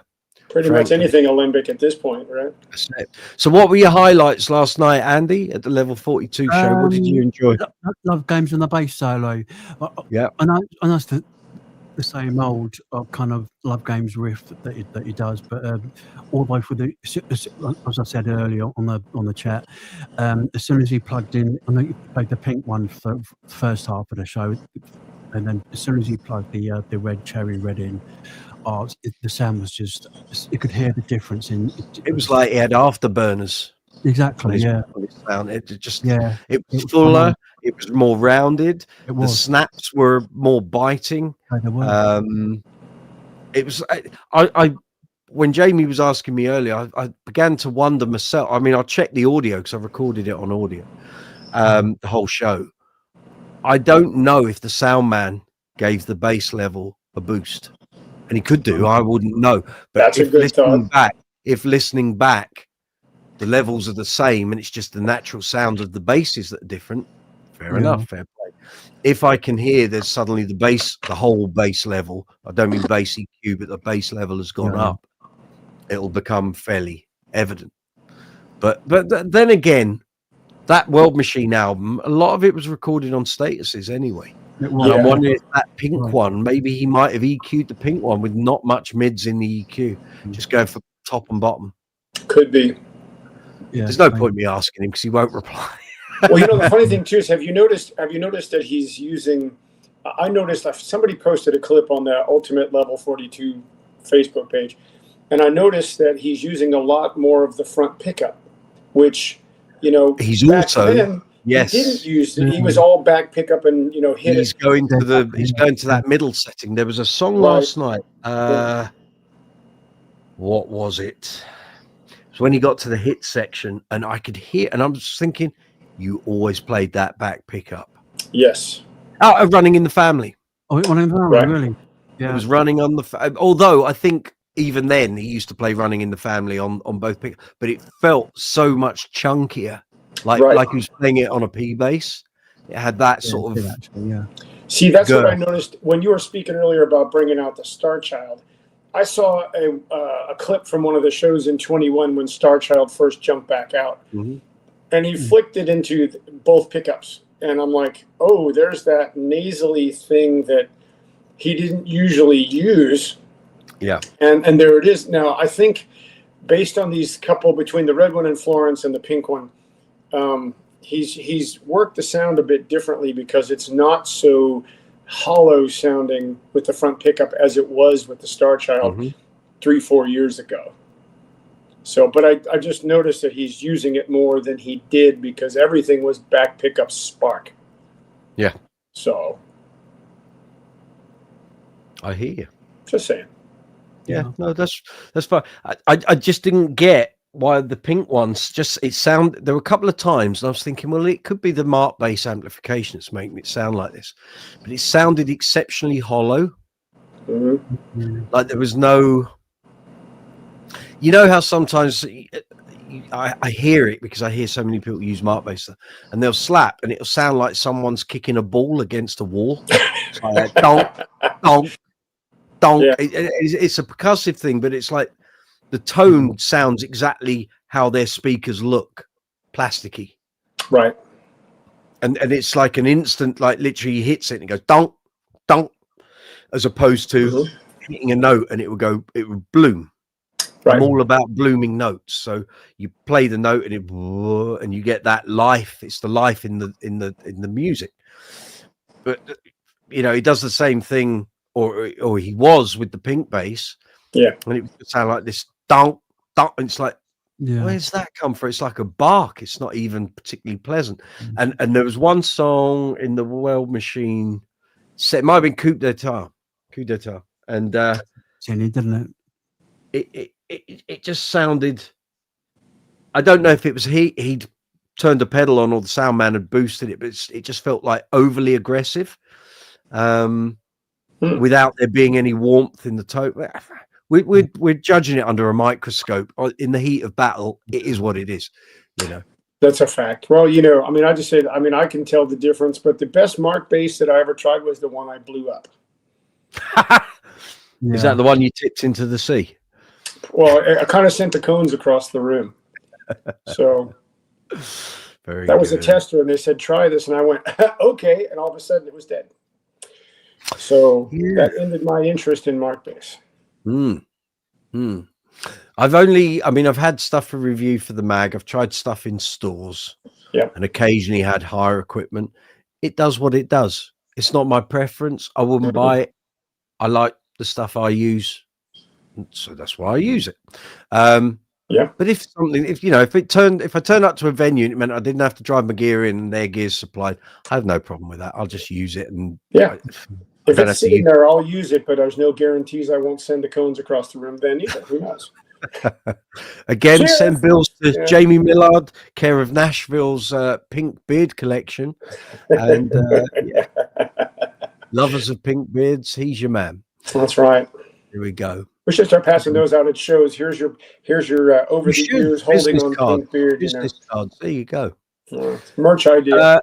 Yeah, I forgot to even mention. Some of you will have noticed there was a new review video up at the weekend. So about a week and a half ago, I did the demo video for the Wilcock 102 medium scale, which blew my socks off, frankly. Very impressed. I put the review video up on Sunday. So anyone that's missed that, where have you been, frankly? But anyway, if you've not seen it, here's a link. Joseph Digital, hi. Hello. I'm just putting that link up. So if you want to check out the review of the Wilcock 102, it is fab, I can assure you. Well, in fact, we're talking about it. I can put it on silent and run it, and you guys can see what it's all about. So let's run that in there. And hope it out. Right, hold on. Right, I'll share the screen. There we go. A little bit of that, and there we are. And everyone can see what we're talking about. Oh yes. So let's talk about that for a moment. Because hold on, I'm gonna enlarge the screen so it's a nicer watch for people. There you go. What's funny about that pickup combination is most folks don't think about that, because you've got the single coil like the original Precision. Mm-hmm. And when you put them together like that, it actually, when you move the pickup back to where, say, a jazz bass pickup would be, it is quite a surprise, because it doesn't have that big attack like it would when it was popping speakers back in the 50s. But it gives you something you don't expect. And it's quite cracking. That's one of the reasons I love this bass. I thought and normally a medium scale, after you've played a long scale, you notice the drop off in the higher mids and the glassy top end. Yep. But the thing with the Wilcock is most of them are short scale. Right. And so the difference between a long scale and a short scale is remarkably different when you hear it sonically. It's a different tone palette completely. This thing, even though it's medium scale, is perfect if you don't want a short scale but you don't want a long scale. I've played Kubicki's medium scale, a couple of other things like some alembics and custom basses that are medium scale. This thing, as you hear if you watch the demo, listen to the sounds, has like a palette all of its own, and it was so nice to play. I had a short scale version of this, which will be the next couple of videos that go up, probably both this week if I can. Nice. And comparing the two, I was reading through my notes, my review notes. I don't want to say I prefer this, but I do. And Viv knows I do. And it's not a comfort thing or anything. I just think this thing has a voice that stands out more than any of the short scales. See, that's what's important, because before all this was a thing, what did you have to select from? Well, if you picked out a Precision and then you picked up a Mustang, that's, to me, the comparative. Kind of the breed. It's the comparative, because the Mustang bass for Fender does that with those little split coil. It does that thing that it does, but it doesn't quite sound like a Precision, and it doesn't sound like the others. It just kind of has this little round thing that the others can't get. The big difference is this is handmade, and the neck is like a piece of silk, and it just quality timbers, quality hardware. The pickups are custom wound by Aaron Armstrong.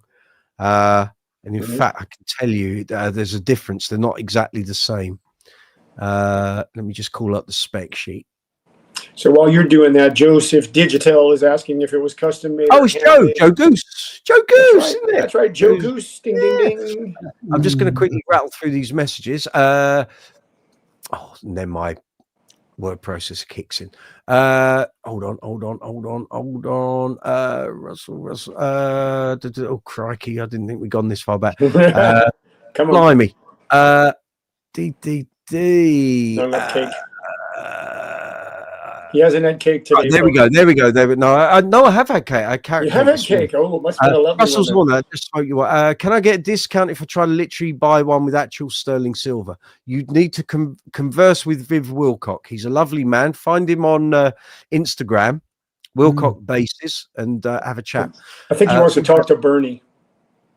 Oh, you're talking about that. Okay. Okay. Sometimes you get the best stuff in trades because there are stuff people won't sell, but if you offer them something, they want more. Where's Richard when you need him? He's drinking the Vimto #2. That's it. Horse trading never hurts, correct? Right. Usually everyone wins. That's a good trade. Gareth Harrison, do you think Parker will increase? Hello. Do you think Parker will increase in price since Ken Parker's passing? They might do. For a moment. They might do.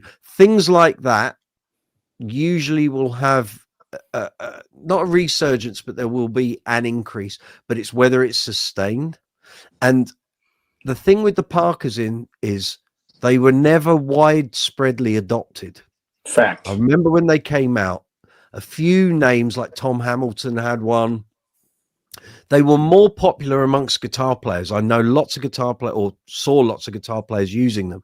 Because again, a graphite style guitar that wasn't a Steinberger was a revelation. Yes. For people that wanted that. But they never hugely took, not over here in the UK. And I think maybe part of it was the cost and getting them over here. And I think the Bass Center carried them when they first came out. But again, there just wasn't enough sort of interest. And again, there probably was for the first couple of years around when they came out, but it never carried on. They were very niche. rarely seen them. Yeah, very niche. Okay, there's that. Russell, I already couldn't afford even a broken Parker bass, and honestly, since they don't break, I never held out hope for my get a good one by fixing a broke one method. Yeah, that's like trying to get a broken graphite Stingray. It's graphite status. It's not graphite Stingray. Well, it's cutlass. Good luck. Yeah. Yeah. Speak to Dave Swift. Beat after beat. Any chance for a new Level 42 album? That will never happen with all original members. That will never happen. Any anniversaries coming up by them. Next one will be the 40th anniversary of Running in the Family in 2 years' time. So that will be, everyone's guessing that's what the next tour will be labeled. Thing is, they've already done it. They did it for the 25th back in 2012. It was very popular, and it would be because there's 5 singles off that album, as opposed to 2 for World Machine. That means you need a blue Jaydee. Well, he knows the man to speak to then, doesn't he?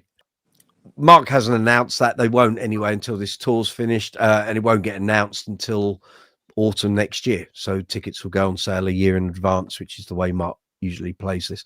It's whether he's going to do another 40th anniversary show, having just done a 40th anniversary show for this, and seen that predominantly people don't get up because you're playing a listening experience when people are at home, sat down listening to an album, which is how albums, as far as I can remember, were always designed for the player to sit there and listen to. That's the running order.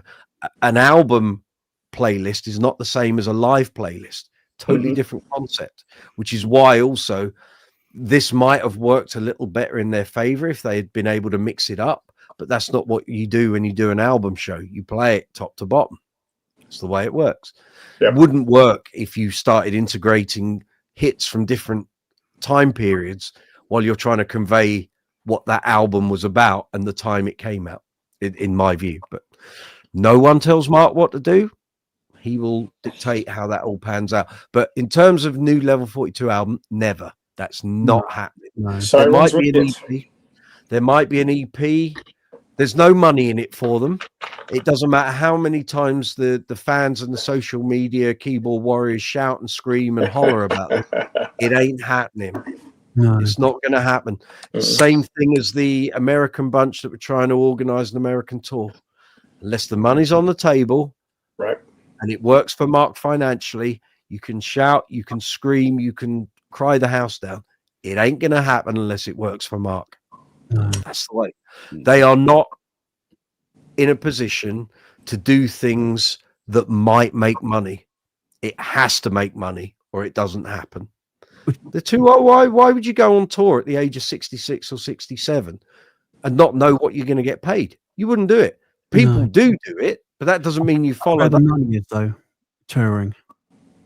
Well, the problem is you go all the way to America. As much as Level 42 fans love the band, the problem you got is they were never a huge band in America. They were a niche band. And if you can't put bums on seats and guarantee sellouts, there's no way you can make that work. Ticket prices have gone up, but artists Terribly. aren't getting that. And Mark works on a guaranteed basis. If there's not, you know, unless a promoter says we're going to give you 20 grand a night every night, if you don't sell any tickets, we'll still give you the 20 grand.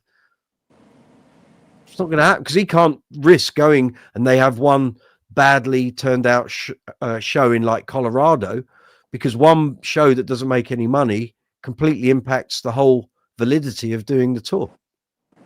The last time they came over, they only did New York City. No. So that was the last one I remember. No. 2010 was a tour. Was it a tour? It was a tour. Okay. And that's the thing. Loads of people should have gone to see it and thought, oh, they're coming to the US. We'll see them next time. They haven't come back because they lost money. In fact, let's have a little look. All right, let's... Apparently, Mark financed a lot of the USA tour. Is that right? I don't know about. I mean, I've never asked him directly about that, but I know it didn't break even.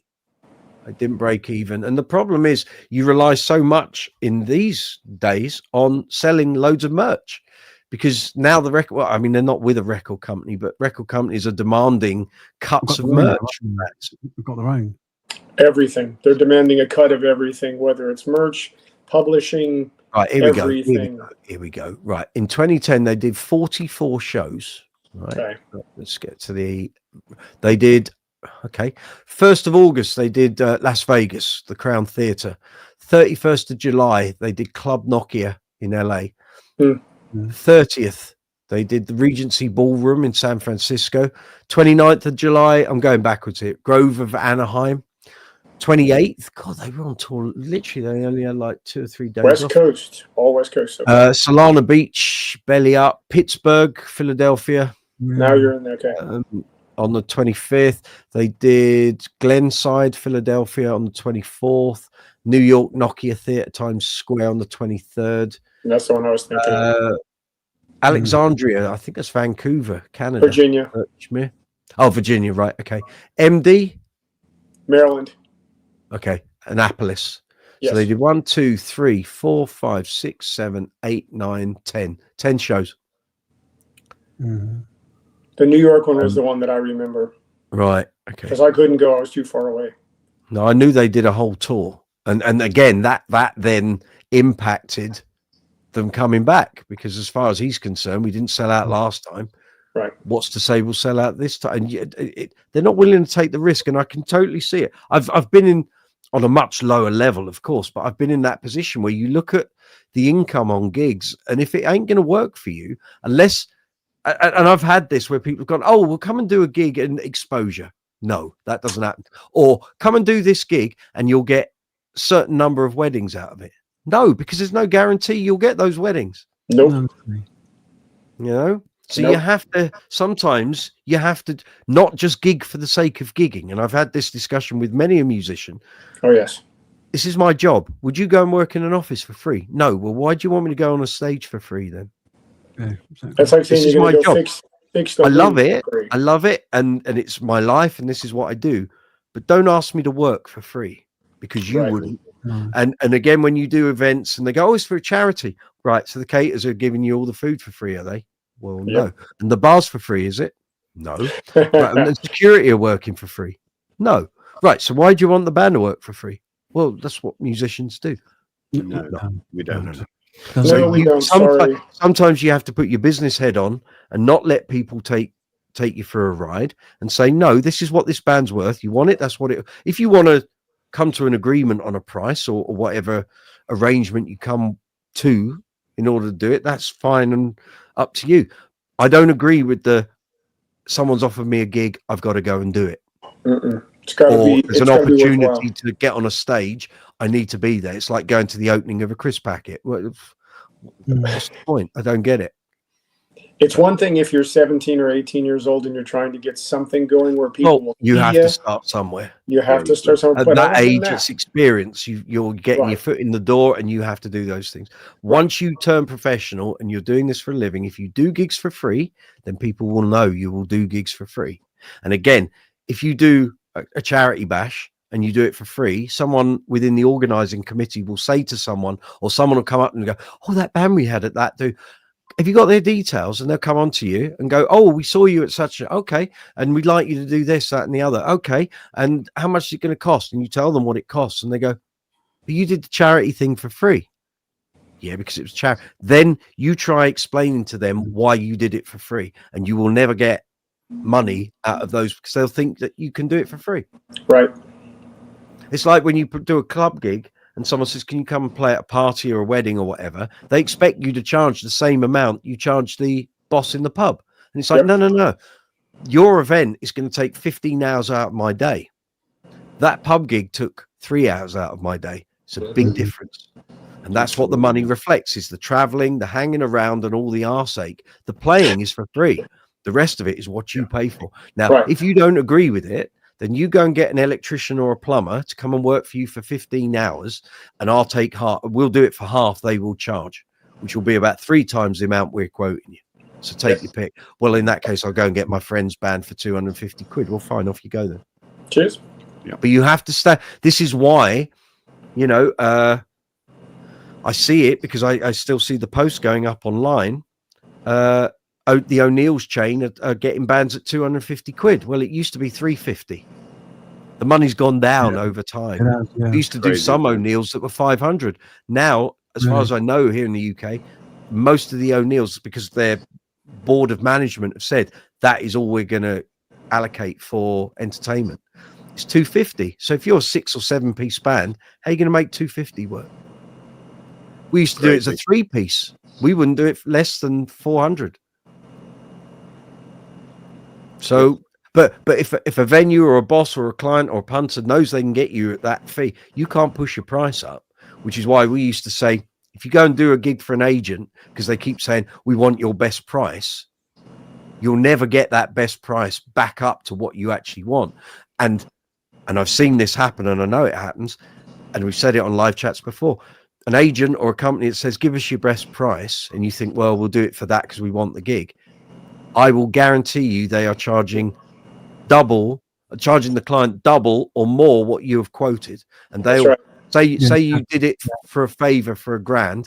They could be charging that guy 2,000 or 2.5, and you don't know. But it happened to us on a gig that some client went, oh, you don't look very happy considering how much we're paying. And we said, what do you mean? Well, we've paid $2,000 for you, and we were getting 800 quid. Yeah. Really? After that event, that agent, we never worked for again.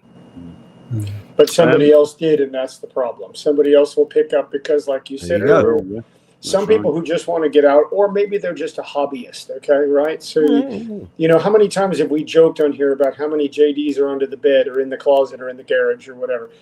If you pull that thing out and you suddenly want to go play somewhere, oh, I'll have a gig for 200 quid. Great, fine. But what you just did is you just undercut everybody else besides yourself. This has been a thing of discussion on this side of the pond with a bunch of folks. If you undercut one, you've undercut everybody. Because if you'll do it for 200, then somebody else will do it for 150. Of course. And that means they'll take the 150. They're going to get what they pay for. At the same time, you're going to lose out on the 2 when they get the 150. And the next time it comes around, they're going to go, oh, well, they did it for 150. Well, you can get them again. Simple enough. So, yeah, never undercut yourself. Never undervalue yourself. If it doesn't fly, do something else. I don't know any London or Southeast pubs, clubs, or event venues that pay more than they did 30 years ago. No, it's true. Well, believe it or not, it's the same here. And I'm not making this up. People going, no, he's talking rubbish. No, I know because I speak to the musos on the circuit. I don't work in that kind of circuit anymore, but everyone said you couldn't do what we did 10, 15, 20 years ago because the money isn't there. The budgets aren't there. And the kids that are now the age I was 30 years ago, and they're 23, 24, trying to find gigs, I don't know how they survive. I really don't. They've got to be doing day jobs permanently because I'm not sure. Ramen and peanut butter. I'm not sure if being a professional musician and just doing music is going to be a viable industry. in 10, 15 years time. I don't see where the gigs are. And here in the UK, I don't think people particularly value it. And even worse because of things like Spotify and, dare I say it, YouTube, where they get all their music for free, unless they pay a subscription. But you know, to have access to almost every album on the planet, and you pay £10 a month for it. I mean, it's mental. Anyway, enough of our old men moaning. Actually, stuff. 5 men write a list. Yes, sir. Can I interject quickly? You just did. Coming back, you were saying, "Where am I when you actually need me?" What was that about? What are we talking about there? Oh, someone was talking about buying and selling. All right, yeah. Or it might have been Mark based. No, it was about buying and selling, I think. Yeah. No, because Mark Base gets blown up on my run. That's what it was. Okay, right. Okay. Hold on. Russell, I can only imagine what an acoustic Ken Parker bass is like. You won't be able to find out now. Gareth Harrison is probably using front pickup because of the Mark bass rig not having the power and tone of trace rigs. Possibly, but there's the other thing, and I've mentioned this, is that, and Rich has agreed with me, that as we've got older, the predilection to go straight to the treble and turn it up full whack diminishes. I use far less treble now than I've ever done in my career, and our ears are changing, and also Mark's on in ears, so there's that as well. So what he's hearing is like this super clean, not clinical, but it's very clinical. No, it begins with S. What am I thinking? Sterile. Thank you. Sterile. Tone in his ears, bass tone. So he's going to use that front pickup to try and warm it up a bit. But yeah, Russell's on it. Yes, the arch tops went up, but there's only a few, so it's kind of like only a real full Cobra. You can drive it if you want. A lot of people do, but they're entered hoarding realm. Very good. There's a studio chat there, right? Okay. Okie dokes. Sorry. There we are. Russell, I never bought a Mark bass because people have such mixed results, even though the cabinets look very cool with the yellow and black scheme. Yeah. Russell, you got an SWR redhead for like 350 several years ago, and it just works. I've got one just over my shoulder. There. Joe, saying hello. Sorry, Joe. We're just going through all the messages and stuff. Hope you're well. Yeah, all good. Enjoyed your video demos you put up. Very good stuff. Keep Doherty, seen that video. Looks and sounds great. Thank you. Russell, you watched that video. I wish I was more interested in short scale. There's also Seric, who does a particular thing, but they do it real well, make their own pickups. Very cool. Yep. If anyone hasn't seen the video from last night, I can put it up. I'll just put it on mute and you'll see it. Bear with me a moment. We want to go there. We need to go there. And then we need to do this, don't we? That's the fella. And we go there and we just put that on there. And then I share that. It's all lots of mouse nonsense, really. But give me a moment. So if you've not seen this, this is the video that went up earlier today for my little visit to Portsmouth Guildhall last night. Mr. Stratford was there as well, of course. Having a blast, weren't we? The audio's off, but it'll look good. Right. Russell was saying there's also a Seric who do a particular thing. Yep, they do it real well, make their own pickups. I tried a couple of Serics when we reviewed them at the mag. Very nice, but I would rather give my money to Viv Wilcock because it's more my sort of thing, my sort of instrument. I thought the Serics felt a little bit unfinished, but with hefty price tags. I understand the whole pickup thing they do, but the ones that I had experience of, Wilcock's basses are more up my street. Russell likes the Seric pickups, yeah, and unlike Reverend Seric, will sell you pickups without a bass. Okay. In other words, you can buy them separately, yeah. Yeah. Joe, is that a full custom-made bass? Yes, it is, by Viv Wilcock. Handmade, yep. I think I saw some of them in the Bass Gallery. Bass Gallery is the retailer for Viv, unless you go to him direct and buy from him direct. But in terms of putting into stores, the gallery is his sort of portal. So he comes down the Anedian line from Hackney and delivers the basses, and then trundles back to Hackney again and makes some more. Russell, oh yes, very thubby boopy.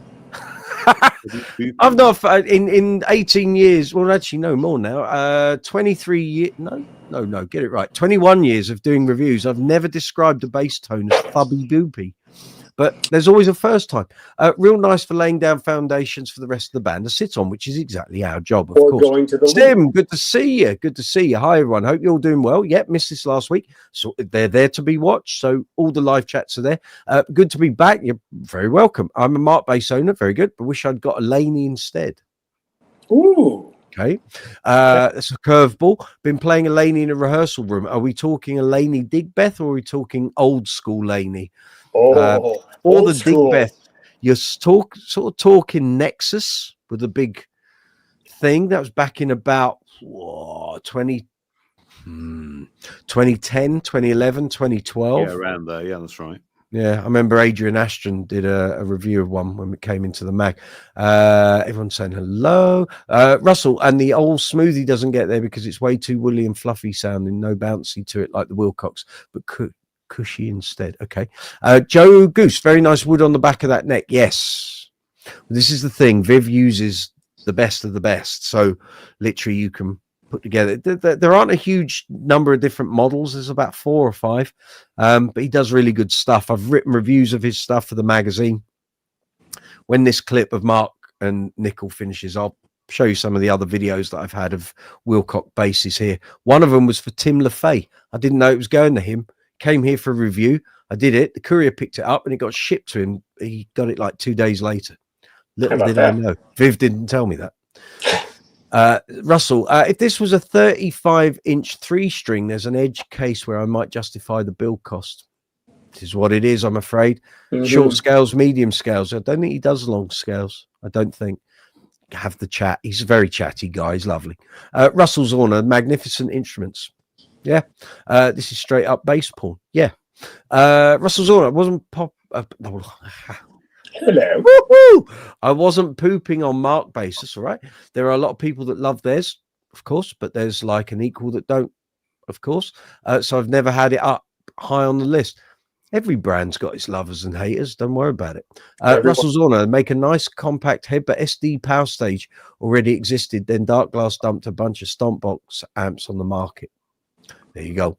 Beat after beat. Sometimes money talks. Very true. Russell's on a think. Upcoming Amp X is going to work equally well for bass or guitar. Okay, I don't know what that is. Pink Bassman Music. Eh? PV. Amp X. Old PV. Guitar and bass in one shot. Yeah. Old PV. Okay. Shawsy quoted. You're talking gibberish now, Russell.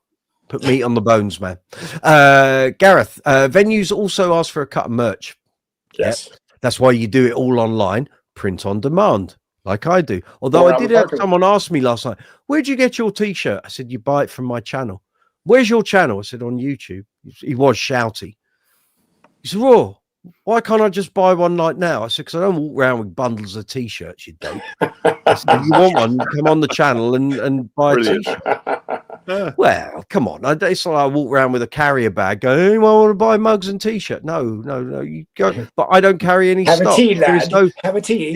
Every piece of channel merch that is here is for me. It's my size.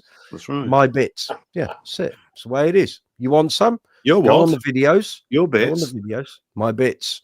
You go on the video description, you go to the merch links and you can buy them. That's how it works. That's why most people go out solo, because venues only pay $250. Correct. Right. Michael Anthony. Oh, there's Paul Rogers. We're not having that playing because I'm going to get a copyright strike. That is not happening. Talking of the level 42 tour. Yes.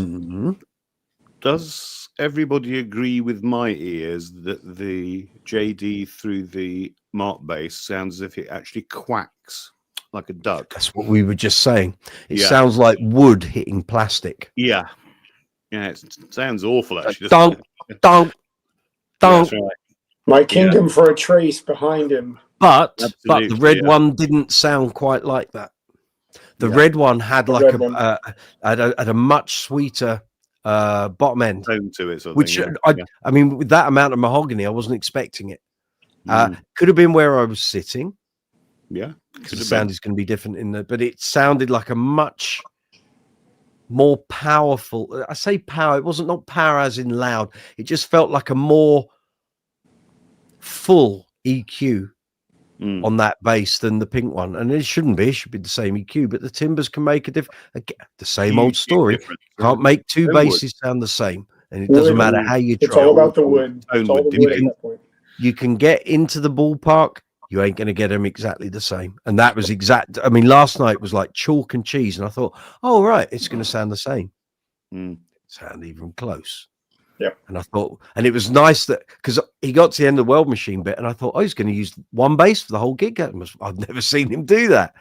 And then the guy come running on with the red bass. Oh, okay. So here we go. And we'll hear the difference. And it was within 16 bars. I was like, that don't sound the same. Not even. Nowhere near. Different totally. But again, as I said to you earlier on our private chat, we don't know how much EQ, pedals, effects he had to get that Weld Machine type tone. It's that nice young man that my mum thinks is very well, loves him. Good evening, Mr. Such a lovely young chap. Zuma has arrived. How you doing? Good. How's everyone? There he is. Yeah. Lovely. The man who's holding back the years. Looks all of about 17 with a little Mooey. Wait, is that a Simply Red reference? No. Although I realized it sounded like one. My hair is not red. I don't know. No, but mine's grey, and that. you and I aren't that far apart age-wise, and mine has gone, mate. It's on its way. Mine's gone on the side. Although, if you go and watch any of the videos on the channel from about spring of 2021, I've got a head of hair that's going to thrash your Zuma, don't you? I was the Play-Doh man in the barber chair. All right. Yeah. That sounds awesome. It was whoa, out here and woo. So I haven't had a head of hair like that in a while. There we are.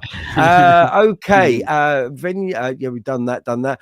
Michael Anthony, I haven't gigged since the 90s. Good Lord. And had started gigging in the late 70s, and the average pay never changed. And I think bar gigs still pay the same today. Over here, they pay less. That's what we're saying. Stuart Butts dropped in. Here we are. Oh, Butley. Good man. Well done. You were having a little chat with him the other night, and he messaged me about what bass did Mark use on Living It Up. I can only say a Jaydee back pickup, Pangborn, or a Pangborn. It's going to be one or t'other. I suspect, and it has, as I was saying, Stuart, the fact he used one in the video is neither here nor there, because back then bands would pick up any instrument got put in their hands for doing a video filming that has no reference to what was used on the recording. Curls on film. All of that. How many bands would use Strats or Gibsons and then go and do a video shoot, and Yamaha would go, there's all our guitars, you can have them, and they'd use them. People go, but that's not what they used on the record. That's what used to happen. It was the 80s. John Taylor with a Rickenbacker, yes. I was just going to say that. John Taylor with a wall on top of the pops. He didn't use a wall. John Taylor with a jazz bass. Used one on a gig once and on the TV once, but never for recording as far as I'm aware. Yeah. I think I saw Mike Trevor Bean once too. Yeah. See? Yeah. There you go. Like some college. And let's not go down the Les Paul bass. Moving right along. I just want to slip my wrist. Michael Anthony, in your better bands, you made good money in casinos and nightclubs. Yet done that, but you could starve to death playing bars. Correct? It's no different 100%. Now. Yeah, then and correct. Gareth Harrison, the thing is with pubs, you pay to keep punters buying pints. Correct. And food. It's not about the artist. Correct. If they can get the same for less, they will. Correct. It's all right. Richard said the real money is in period shows and tribute acts. It is here at the moment. And metal. Yes. Rock! Yes. And do you have any bases good for metal? Yeah. Well, he's got the attitude. That's what he'd use. Or Rick's, of course. And I can actually use the Jaydee. I can actually use the Jaydee for metal, contrary to popular belief. Because the best Jaydee you've got for metal is that fretless, which sounds like a Stingray if I slap it. You could be doing a Tony Franklin there. You know what? If I connect with him, I'll put it in his hands and watch his head come off. So Yeah, exactly. Albriano, good to see you, my friend. How you're well? I'm Brooksy, greetings from Great Red State of Texas. What's up, Pinkster? My brother from the Great yeah, there you go. It's the whole team, isn't it? Albriano, you're in Louisiana. We're practically neighbors. There you go. Still hook up on a global scale. Hey, if I can fly to UK, he can go to Texas. There you go. Guys, I've been wanting a no-frills, non-active 4-string bass. I'm happy to share that I have a Fender Adam Clayton model jazz bass on order. Simple 60s voice pickups. Please see it on Sweetwater. Tell me what you think. Hey, my Dr. Loser. Right. What's your budget, Al? That's going to dictate everything. What is your budget? Beat after beat, can't wait to see a pumpkin beard for Halloween. Excellent. And you'll have a little green sprout at the top as well. Blue Jaydee sounds very dull. Oh, that's one for you, Jamie. Off you go. Already took care of that. Joe Goose. See my response. No wingman. Beat after beat, that'd be great. Need my address. There you go. Why is it suddenly sounding dull, Joe? What's happened? Or is it Why comparative didn't to the it sound green dull one? before? Was it comparative to the green one? Is it Or something was to it do with the strings? timbers, or it's going to be strings or pickups or electronics or wood choices? It's all it can be. Right. All it can be. Or you're just in a sad headspace at the moment, and it's not sounding to you. I mean, I've had basses that I thought sounded great, play them a year later and go, why have I kept that? It happens. It does. You're hearing changes, and something might not be working for you like it once did. There we go. Albiona, Michael Anthony. I've got a black and white American Fender Jazz Standard I never play since you got your Lakeland. I should totally pick it up tonight. I might rekindle my love for it. There you go. Instruments come and go. They're not every one of them is going to be perfect all the time. Stacey's in the house. Very good. She is. Yes, she is. Yes, she is. The lady James has Howard as well. arrived. Evening, Stacey. Evening, chaps. Sadly got a call out, so you're off. Great chat. Thank you, James. Bless you. Hope you get to catch some of the level 42 shows. Beat after beat, Mike can sing for Judas Priest with that voice. I just was in a band with Steve Overland for 17 years. Not that he ever did that, but he. So we're going to put him in leather and studs. He would rip it. Mike is auditioning for the actual darkness soon, I think. Yeah. Out comes the leather cod piece. Yes. That's it. We've got lots of hellos and stuff there. Joe Goose in the house. Yeah. Joe, it always sounded dull, very dark sound. Oh, this is going to be a timber thing. Yes, it is. No, I don't think the circuit would be the same. Pickups, completely. Maybe the pickups were wound a certain way, or maybe they're starting to let go a little bit. Can happen. Because I mean, I don't know how old that one is. So yeah, do you know the year, Joe? Do you know the year and the timbers? What have you got? Well, it'll be ebony board, won't it? It shall be. Yeah. Is it mahogany based or is it maple based? If you got the number, I can tell you what year it is. That's going to make a difference. You could have some very dark sounding mahogany that is affecting the resonance. That will take away the life of it, the sort of lively nature of it. It can happen. Yeah, it can. But why did it sound okay before? So if it was okay before and you can't put your finger on why it doesn't sound right now, could be a problem with the pickup, which happens. Maybe the pickup's going microphonic gradually. That can happen. Could be that, or just the fact that if you heard the green one in your head and you played the green one, maybe the blue one, maybe you've got the sound of the green one in your head. Also, depending on the age of the instrument, if it's a 30 approaching 40-year-old instrument, what's to say a component isn't dying on the board? Could be that. So I would suggest, Joe, if it's not an easy remedy like strings and you don't think it's the timber because it was okay once before, get to the gallery for a service or JD for a service. Let Martin check the board and explain what the issue is. But if it sounded okay before, then all I can say is it's either a component on the board, pickups, or it's strings. It's one of those, isn't it? I mean, have you put a set of round wound steels on and seen if that make it? Because if that doesn't make it sound lively, then it's beyond hope, isn't it? Or might you just be having a set of green withdrawals? Could Could be. be that. Could be The that. green one sounded amazing. Oh, because you've sold it, haven't you? Right. Yes, okay. he did. He sent it along. Yep. Could be. Well, we know the story of when that. Well, that's a newer bass, newer circuit, is. newer pickups. Could well be that, Joe. If you're comparing in your ears and your brain how that one sounded against the green one, that'll do it. Turn your lights on. Open the blind zoom. For goodness sake, get some light in there, man. Shine the light, man. Shine the light. Vitamin Rich, D. which planet have you been on, Stacey? I hear Zeta Reticuli is not. Oh, fuck, couldn't even say that. Stacey, yeah. Beat after beat. Mike will be on stage with his motorcycle. That's it. Motorbiking. Motorbiking. I can just hear him now. Breaking the law. Breaking the law. That's it. Yes. The actual name of the planet was Zeta Reticuli. From what? Allegedly, the Ebens who crashed at Roswell actually came from that. Oh, right. Yeah. So you're a far more educated man than I am. Albriano, no more. Thank 2K US. They gave me No more than $2,000. Oh, okay. And shipping included, listed at 22. So you want what was it? A non-fussy, or did you say non-active? Can't remember. I'm dealing with all these. Non-active would be non-fussy. So yeah. I think you said both. Yeah. So you're looking for passive, Al. Do you want jazz styling? Do you want precision styling? Do you want twin humbuckers, 2 single coils? Give me some ideas. What Gibson Mud? Someone asked something similar the other week, and I was rattling. I think their budget was like 1,000, and I was saying, well, you can have a Bootsy for that if you want a jazz style bass.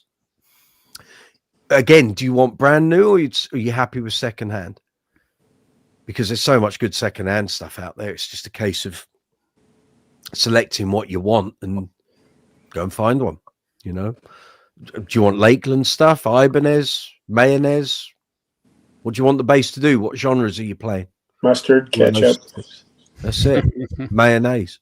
Yeah. That's right. Sorry, Andy. No, you're here, Andy. Nigger. Sorry, you sent a message at night. Oh, crikey, yeah, with it's nearly up us. YouTube page. It's almost 10:30, everyone. It's almost 10:30. Yeah. I'll give you a little time check. Joe, it was a lockdown bass.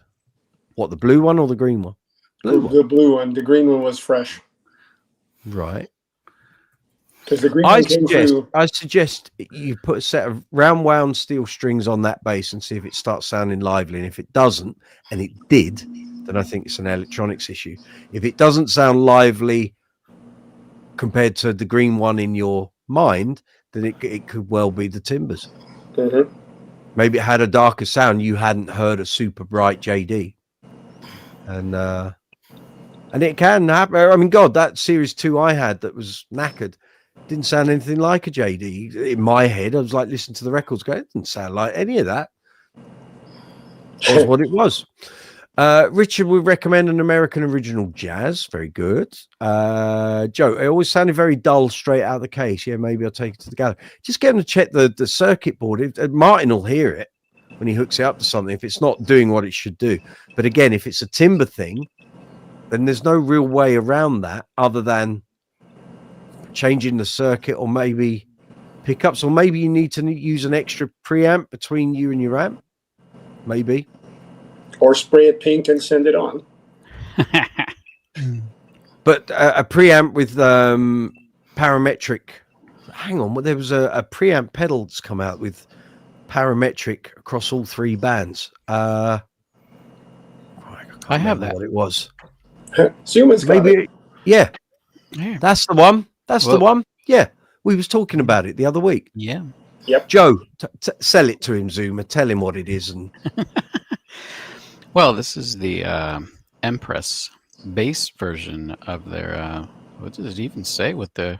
Oh, Para EQ. Yeah, PARA EQ. So yeah, it does have, like you said, parametric on all 3 bands, and you can adjust the Q, just frequency, and Yes. Yeah, low cut, high cut. I mean, it basically does everything. You Olympic even in a has box. pretty much. You have a boost as well. So if you just want to boost your solo, you can hit that second foot switch. So if you have any EQ needs whatsoever, I mean, it pretty much handles it, and it's super compact.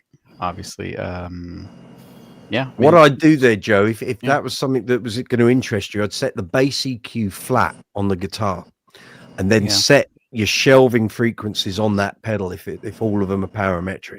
Yep. Set the shelf point that you want to be able to boost and cut, and then use that as your primary foundation, and then you can fine tune your EQ using the EQ on the bass, but don't do a load of EQ on the bass and then a load of EQ on the pedal, and then you just end up chasing your tail. It's like, I can't.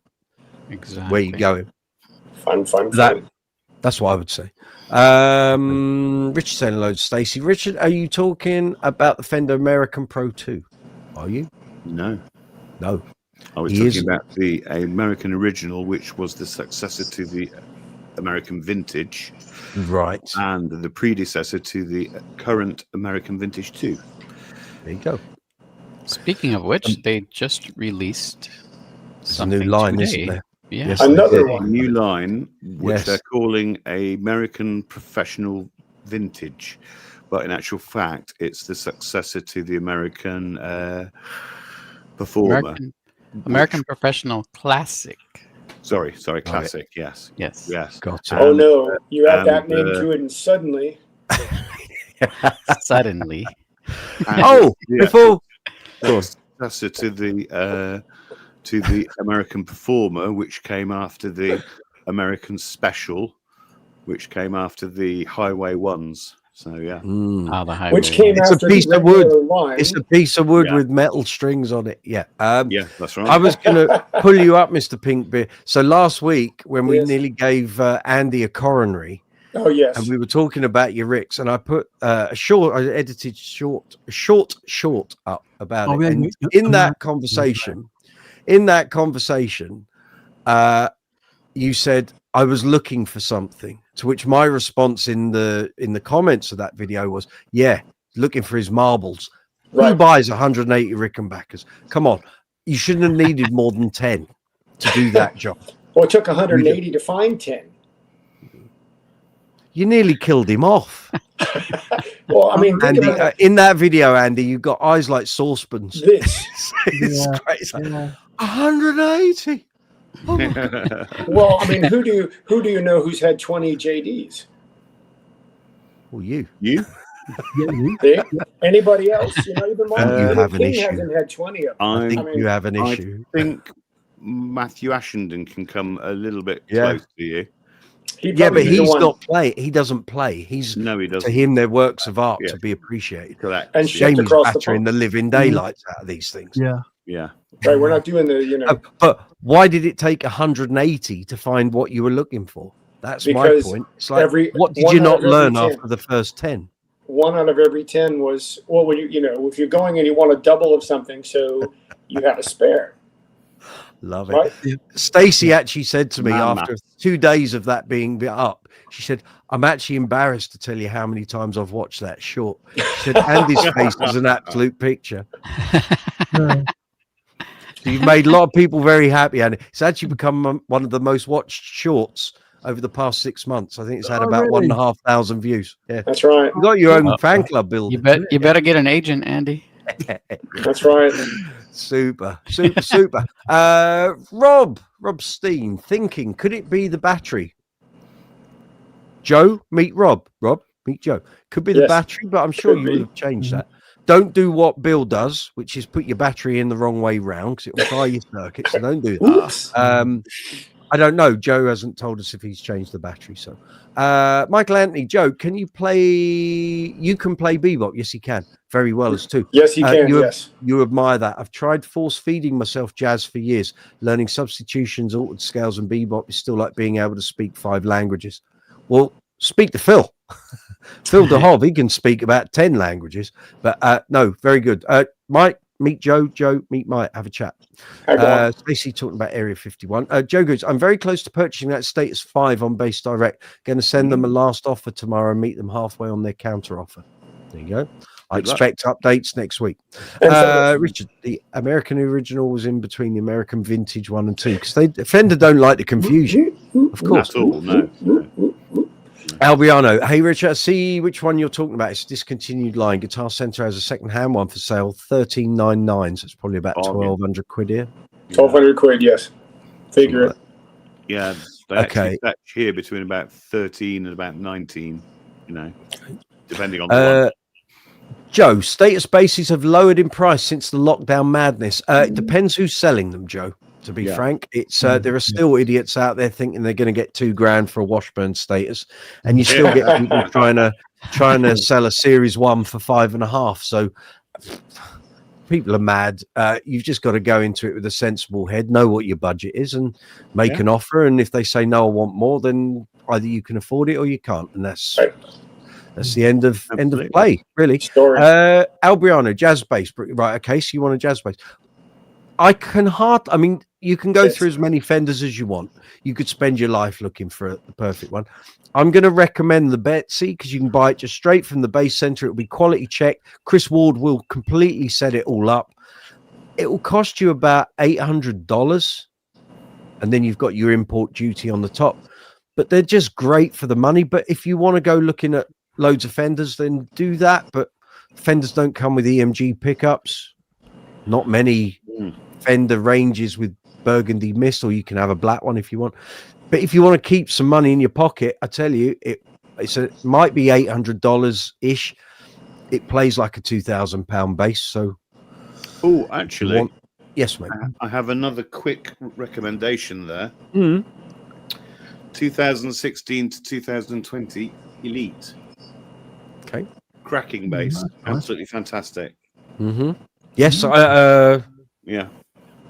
I've got one. Nice. Yeah. Inherited, yes. I'll explain that another time. It's in the case in the garage. It will be appearing soon. Also, Al, I'll throw this in the mix. You'll probably be able to buy yourself a second-hand Marcus Miller Fender. They differ in weight depending on the period when they were made. Some of them are really heavy. Really exactly heavy. like an anchor. Wow. Thankfully, mine isn't. Ditch the preamp. If you go down that route, ditch the preamp, put a John East Marcus retro in. Basically, it's voiced exactly the same as his was it Star Systems? Sadowski. No, not Sadowski. Sadowski fitted it. It's not a Sadowski. Oh, right, okay. I think it's Star Systems with the original builders of the circuit in Marcus's bass. That's what the East retro, Marcus retro, is designed around. And also, if you buy an East circuit and you speak to John, you can dictate what is on that circuit. So if you don't want the passive option or you don't want the passive tone control, you can have them removed or you can add more. It's up to you. It's hot in Nevada at this time of year. See you at the alley. Okay, very good. Michael Anthony missed the lockdown days. But you weren't saying that at the time. That's done. That's over. That's gone. Okay, you're having a chat with him. That's fine. Joe, Michael Anthony, put the time in. You'll get there. There you go. Richard Fitton Perky. Just you in chat. Andy, it was classic though. And I just said, Stacey, you know, you were embarrassed to tell me quite how many times you watched it. I mean, I had it on rotation for about 10 times off the bat because it just made me laugh. It was the shit. The best bit was the fact that he said it and then it took you like 3 seconds for it to register. And I was like, he didn't understand. And likewise, I couldn't believe he said it and I didn't react. And I was like, you bloody idiot. Well, 180 bases to find out. Crazy. I'm looking for something. I haven't told you about the rest of the brands yet, sir. No, okay. Quite. Well, exactly. That's all still to come. Michael Anthony, Gareth Harrison. Fender's rewording of the same bass they've sold since the 50s, correct? Welcome to my world. I used to have to write the reviews on them. That was interesting. You can't rehash the same review twice. Michael Anthony, Brooks & Co. What's the deal with the Marcus Miller Fender Jazz with the big electronics cover? The one that's no longer made or available anywhere. The big electronics cover was because the original scratch plate wouldn't accommodate the active circuit. The old scratch plate. They didn't do circuits underneath the control panel like they do now, like you do with the Bootsy. So the preamp circuit went in, I think, around 81. So there weren't many retro fit preamps. So I think it's Star Systems. You can Google it. It's all in there. And in order to cover up that and the battery, he needed that bigger plate. That's the deal. Mhm. Albriano, Yep. Richard, is that natural jazz bass you just showed for sale? No, I'm just writing him a quick message. There you go, then. There we are. We're up to date with the messages. Hurrah! Well done, sir. Yeah. What about the Steve Harris precisions? Are they? They weigh a ton. They do Yeah. wear. They're built They for. weigh a ton. You want rock? That's Pam, it. why oh why would you want an actual mirror on the actual front of your bass? That's just You Well, might I need can to do speak your to hair. that. I can You speak to might need that. to do your hair. I had a Mid-gig. rig jacket with a mirror on it once. Oh, did it? You might need to do your hair. Well, You never know. yeah, okay. I'm doing my hair. Got it. Right. Well, you might. Or you might be doing his makeup. That's you. Yeah. I could tell you a story about Steve Harris, but I won't. I'll keep that for another day. I might get Yeah. killed. Anyway, Richard, I don't know. No, right. Sadly, not. It's one of my main email. I hardly recommend it. Yep. Okay. Right. Fine. Very Yeah. good. Okay. Yeah. There we are. Right. Speaking of Fine along, those, isn't it? those Fender, what do we call them now? American Professional Classic. I noticed something quite interesting, maybe worth discussing. The jazz bass. I'm looking at the Sweetwater website. yeah. It's Mhm. $15.99. Of course, I'm talking US dollars. The Right. So, Precision is also $15.99. Yeah. And even the short scale, what the hell do they call this thing? The Jaguar. Mustang. No, the Mustang, Yeah. sorry. Mustang, That one's right. also $15.99. Isn't Yes. that strange that in the beginning, Yeah. the Jazz was the premier flagship, right? And- that and of Mustang. course- Welcome Cap to the it world all of Fender pricing. And of course, to cap it all off, when they come over here, they'll just change the actual dollar sign for a Right, sort of right. pound sign. That's true too. Yeah. Yeah, that just kind of cracks me up. And So most that means cars are $14.99. bingo. Yeah, it's Crackers. Leveled pricing. Leveled pricing. So if you want to order something special, if you go through that, whatever the boutique thing they has that you can select the color and the neck and all Yep. that, you're going to pay more for that or Of the course you custom are. shop, of course. Yeah.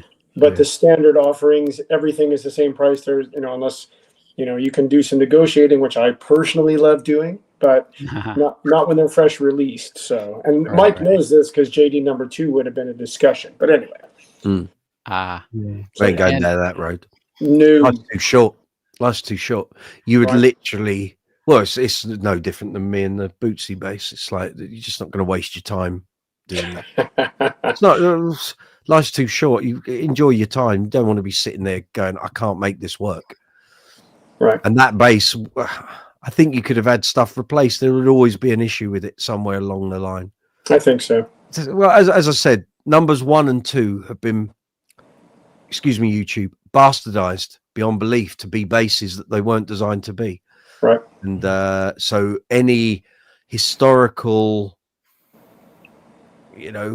legendary reason for having that bass or any sort of historical legacy being Gone. bass 1 or 2 has been completely bloody rinsed out of it. So Gone. why would you pay $5,000 for that? You wouldn't. Not in a sensible world. It's a case of owning a bass for the sake of owning it. Right. Well, if I was going to go there, I'd have it sorted and then I'd play the hell out of it anyway. So wouldn't matter. Again, I think you could have had that bass sorted and there would always be another issue to deal with. It just, the vibe it gave off, it sounded great. Listen to you play it, It but did, I was like, if the board is that all over the shop, what's to say there isn't more inherence that you could end up throwing another $5,000 at it to make it what it should be. You Right. spent $10,000. Well, If I'm going to spend $10,000, Toby can make me 3 new ones. exactly Absolutely, my yeah. point. Mm, Which is the same as really. what Rich says. It's like with our statuses, you Yeah. now want to get, or certainly with basses, some of the basses he's got. Why would you want a jazz bass from the 80s or 90s when you could have a newer one, knowing that the parts aren't going to fail? Right. Whereas you could have a bass from the 80s, an Aria, you could have to replace the board or the pickup or something because these things are wearing out. It's Takes time. how many bases are being sat on by bass collectors and bass players that have serious problems Issues that on they're them, not that's right. addressing? Yeah. Oh, I've seen tons of them. Go to so for us, so Zuma, just for you and I on this one. I know you guys over across the pond, you've got shows and people put on guitar shows and whatnot. Yeah. But here it's like an art form where they will literally rent out this large room, and all these guys and Hangar. gals and they'll all come in and they'll set up all their booths, right? It's like having a boot sale, only you've got packs and piles of guitars everywhere. And I mean, I've walked in and seen things that are 40-something years old, and the neck does this. And they still want still want $2,000 for it, and I laugh hysterically. Simple. So to your point, yes. If they're old enough, it's a mechanical object. Any way you look at it, even the artsy side of things and stuff that everybody looks at is a mechanical object. Mechanical objects break down. Yeah. They have something fails, something goes south. So to your point again, it's like we spoke about and we have over time about buying an old Trace and having a little purse full of quid on the side in case you need to fix something. Same idea. Exactly the same. Yeah. People watching, I can see we've got about 13, 14 viewers at the moment. Please give the video a thumbs up. It's very important. Best thing you can do. It doesn't cost you a penny. The devil won't take your soul. You won't end up falling down a mine shaft. But please, if you give the video a thumbs up. You might buy a pink bass. Well, you might be a strange person to do so, but we're not to say that. Gareth Harrison, why would you want a bass with West Ham on it? I couldn't agree more. Richard, I haven't really got a nice back. Very similar. Aston Villa's on a bass too for someone else, you know. Nah. Michael Anthony, I don't care how expensive or special a bass is. The Fender Jazz is the most ergonomic and sexy bass to just hold. No, I can't agree. You've not played a Kubicki Factor. What can I say? Not my favorite bass, but Lordy, it's comfortable. Al Briano, thank you, my dudes, for the feedback. Pleasure. Al, anytime, if you want to ask me something and we're not in the middle of a live chat, just email me. Let me just put the banner back up. Hold on. Email any one of us. It's all good. Or through email me YouTube channels, email.com, and I'll come back to you. I've learned that buying Fender is like going down a rabbit hole in and of itself. Yes, and you don't come back out either. It will eat up your life. You have to try many Fenders in order to find diamond. That's exactly it. But just they like are the around. Rickenbackers. They are. Yeah. Just like the It's how much Rickenbackers. time you want to put into it. But now you've told us you kind of want a jazz flavor thing. Maybe have a look at some Lakeland Skylines. Yeah. Some of them are great. Yeah. Thank you for the invite. That's all right. That's what we're here for. So that means I need to come across next time with a few Fenders so I can shift them at the gallery for something else. Email us. Or just, I mean, if you did that, I mean, you've got plenty of places over there that are going to do that. But if you were to do that, you could just speak to John and Martin and send them in, courier them in. It'd be more fun to deliver them. Of course. Because then we'd have to go for curry. Has anyone ever messed with that? It's going to rot from the inside out. Sorry. Again. What's your Has anyone ever messed around with that grease bucket circuit? Because these new Fenders have that grease bucket. Is it all that? I know it's just passive stuff, but I'm wondering. All it does is it not. actually drops the sort of top end off, but it doesn't turn the sound into, of course, mud. So it's just a little bit cleaner. But as, of course, passive tone controls go, it's not going to change your, life or anything. Good call, Gareth. Sandberg. That's a possibility. Sandberg, yeah, but it depends. Chris Childs has one that basically off the shelf, wasn't anything special. He says it's the only bass he will record with, and it doesn't come out on gigs. He said it's too precious. He said I can't. We used it on a bunch of Thunder albums in the 2010s. It's his main recording bass. So okay, all right. I think it's a California. Hit or miss. Again, they're hit or miss. Well, same as any brand. Take each bass to its merits and see where you go. What I was going to say, people who are watching, check out Zuma's YouTube channel. He's doing some great stuff on there. Great content. That whole Back the Rain video was an essential watch for a Duran Duran fan. Well done. A lot of time and effort. That was a journey. That was an adventure. And I feel like I just tip of the iceberg kind of a thing too, you know, because it would be fun to look at all the versions and really dissect them, you know, put them in a DAW or Pro Tools or whatever and just see, okay, lengths, bridges, versus, you know, what's what. But when he comes up with that video, ladies and gentlemen, if you've got trouble sleeping, watch that. Watch it on half speed, you'll be gone. you'll be sleeping about 2 minutes. That's like that video will be like Encyclopedia Britannica, Oh, volume my 1 God. to 200. That is just such an undertaking.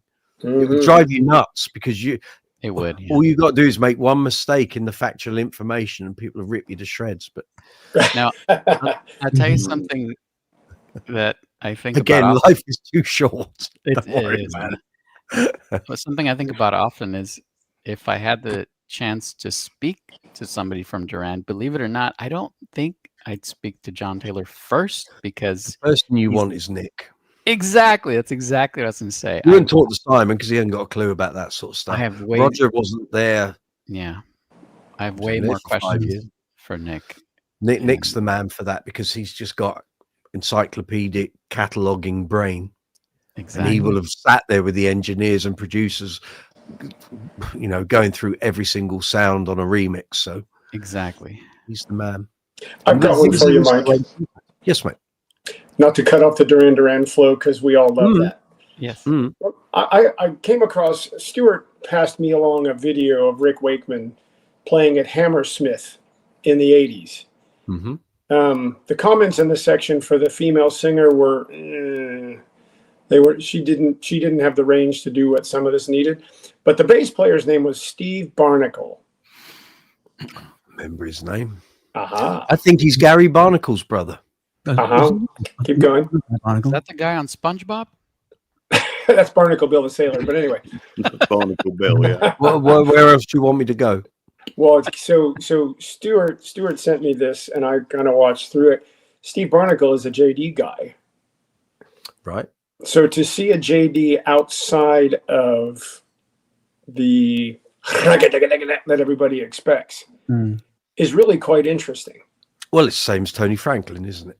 So he was using that with the Firm, which was Paul Rogers and Jimmy Page.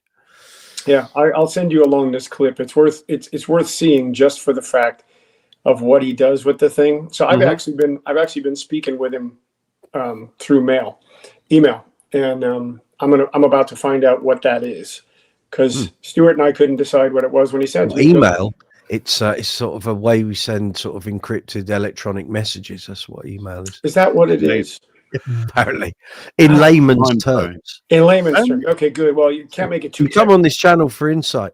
That's What can I right. say? Absolutely, yeah. Insight, Just to interject, insight pieces, all the run stuff. So I'm sure Go on, Rich. I saw a video of Jacko playing a JD. Yeah. you did. That Yeah. was at MIT. That was at MIT. Yeah, BIT. Somebody handed it to him, and Oh, that's right. where the jazz basses that John was building came from. Ah, right, And okay. it's why Nick Smith has a Jacko fretless JD. And we don't know who has it now because I don't know where that one went. I think she's still got it.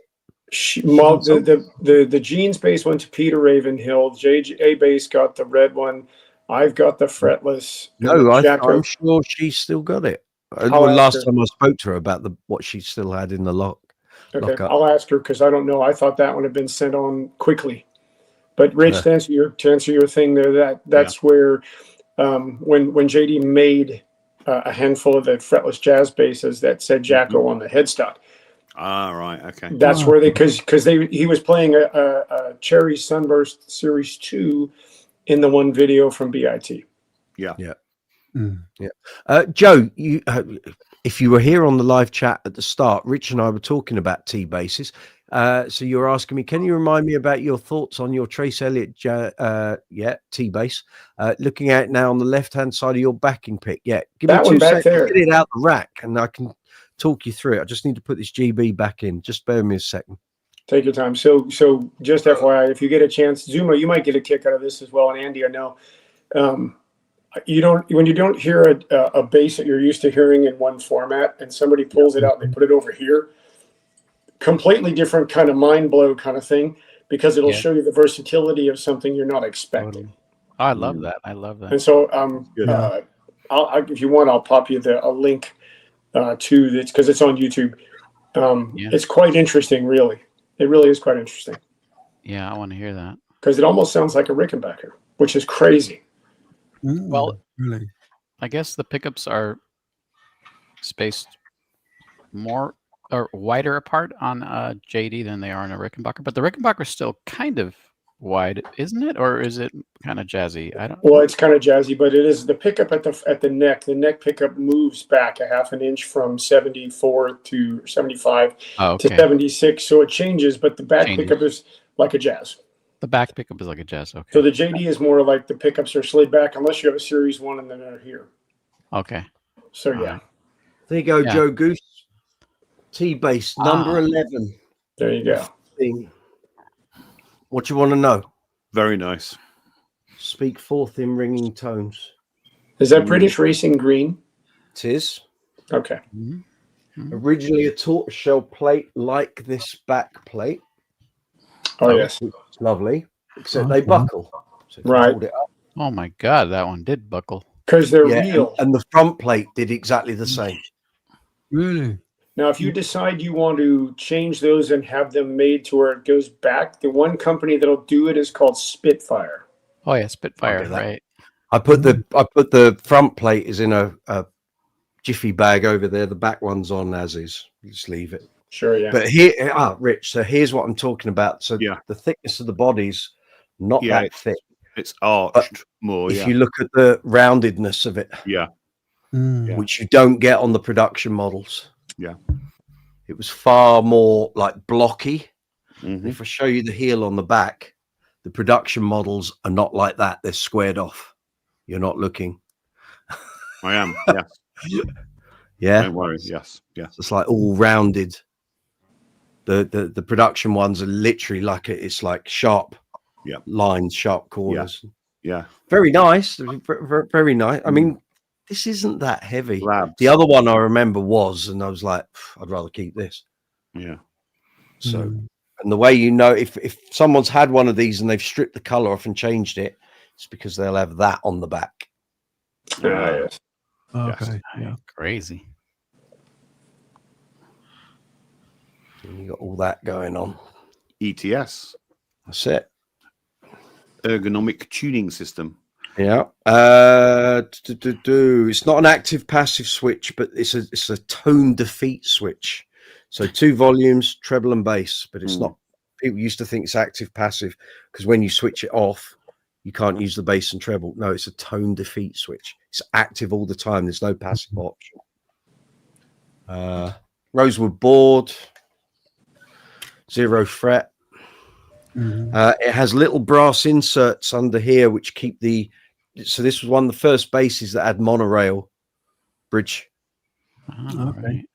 thing, and to keep the blocks in place there are little brass inserts, and the problem is if you over tighten the screw that keeps them in place, the brass blocks break.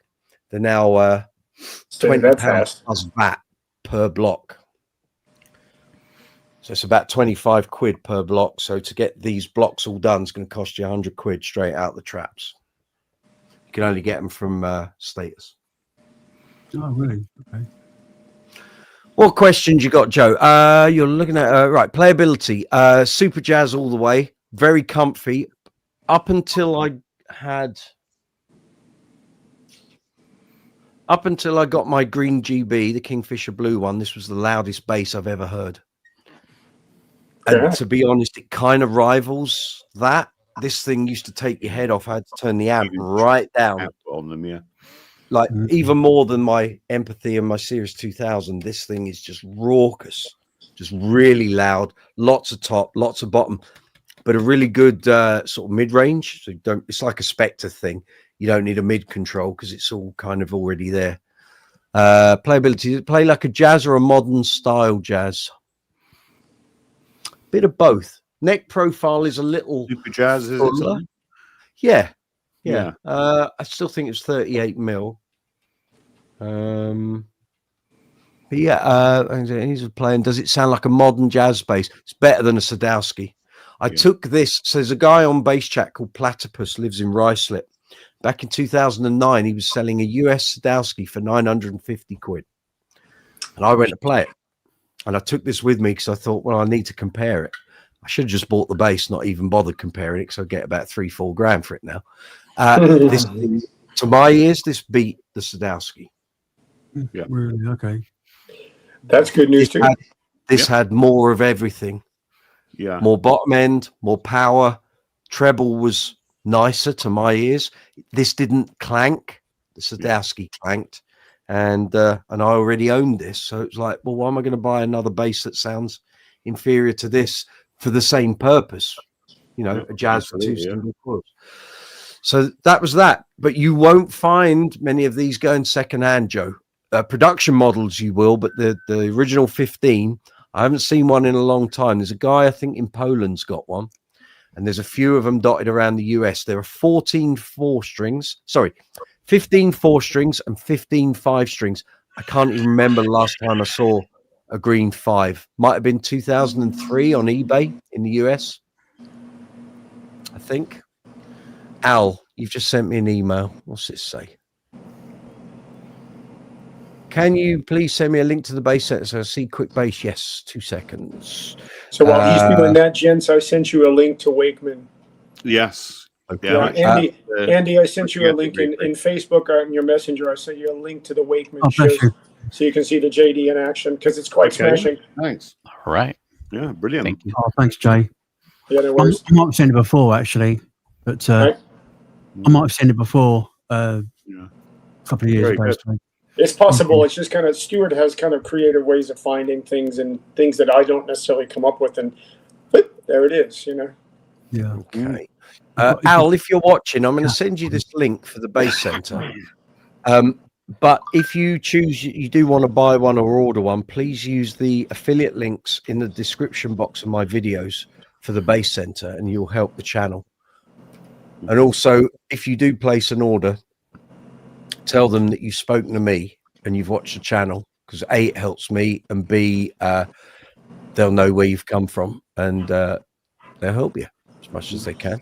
How about that? British Bass Masters, here we go. There we are. Guy Pratt, Betsy Bass. It's cheaper. So in America, it might still be $800, but the worldwide price is $620.83.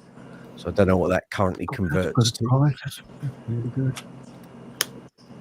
So I will send you that. $120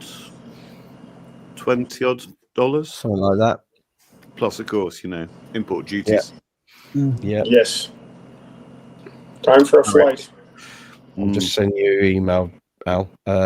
If you choose to buy one, please use the affiliate sales links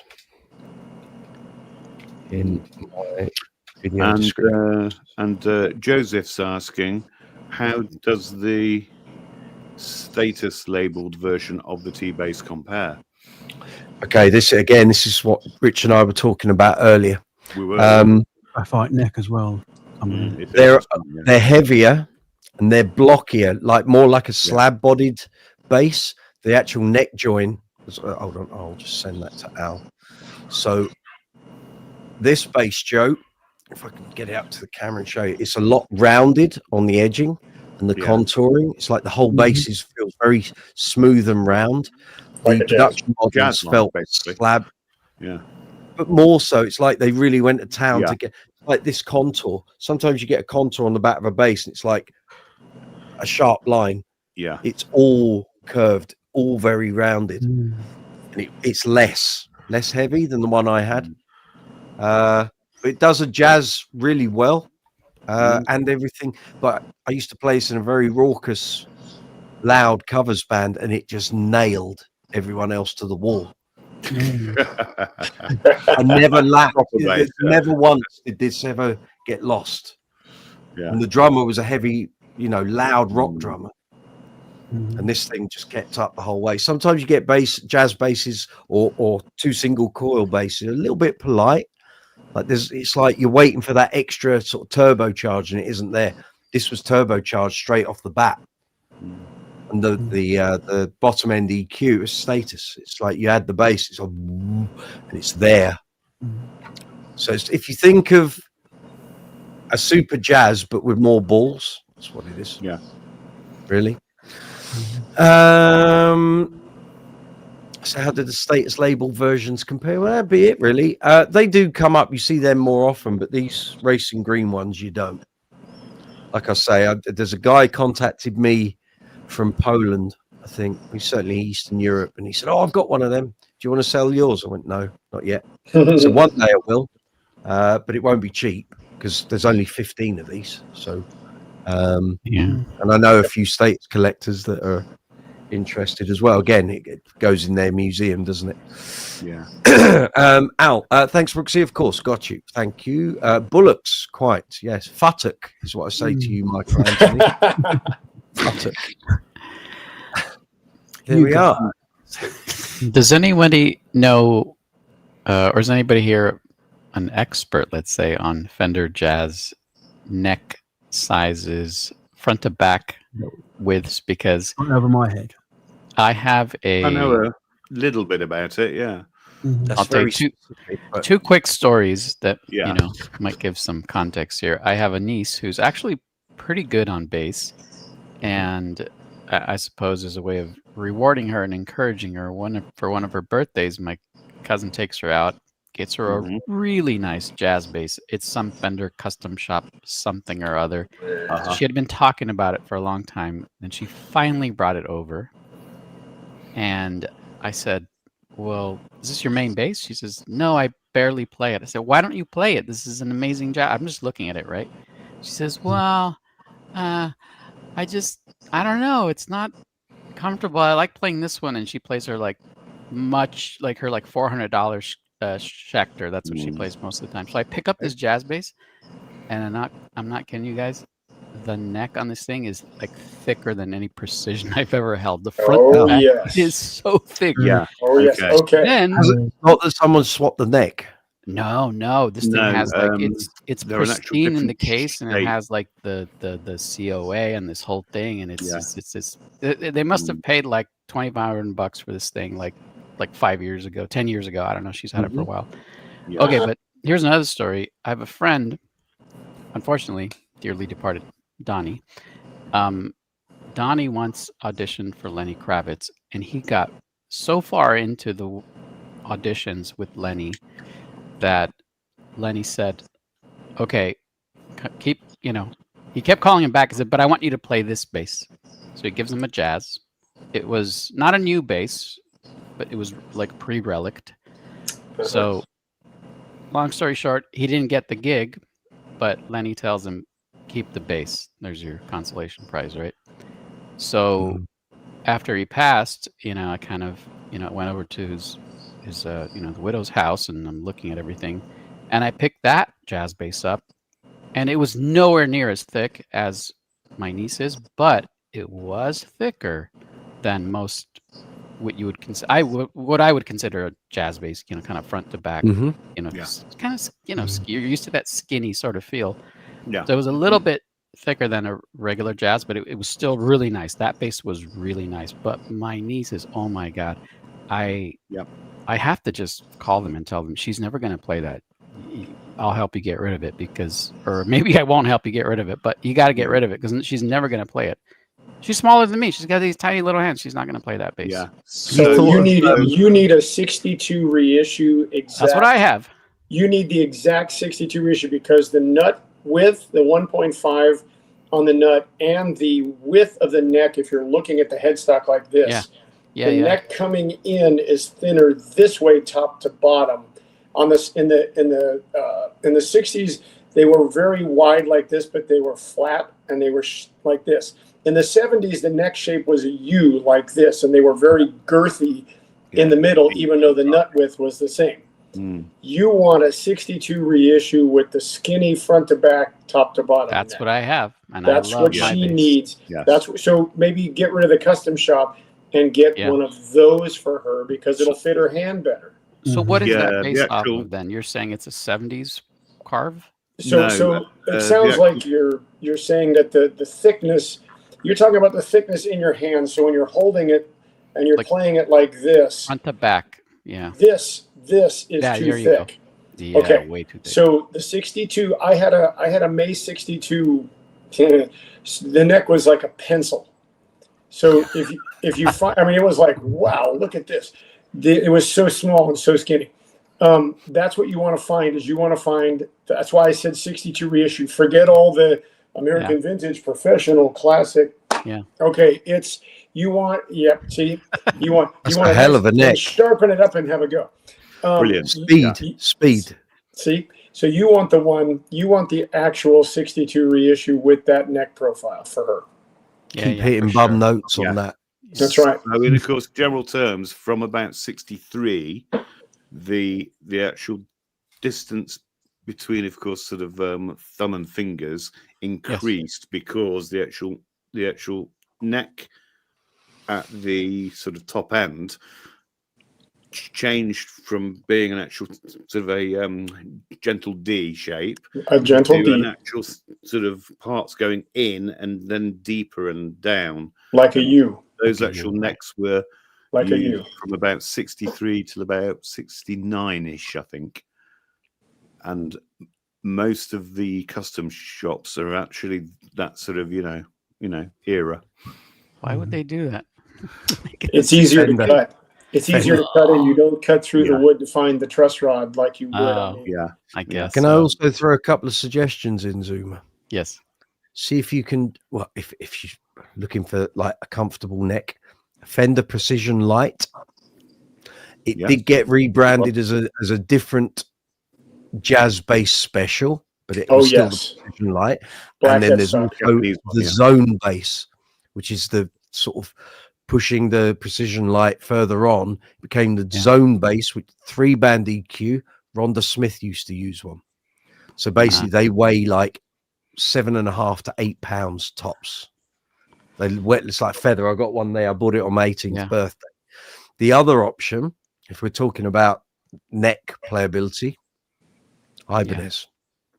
Yeah, I thought about Ibanez right away. I mean, and I think her Schecter is kind of Ibanez-ish. A Lakeland Skyline, so you can either have a 4460 or a 64, and that's got an exceptionally thin jazz neck.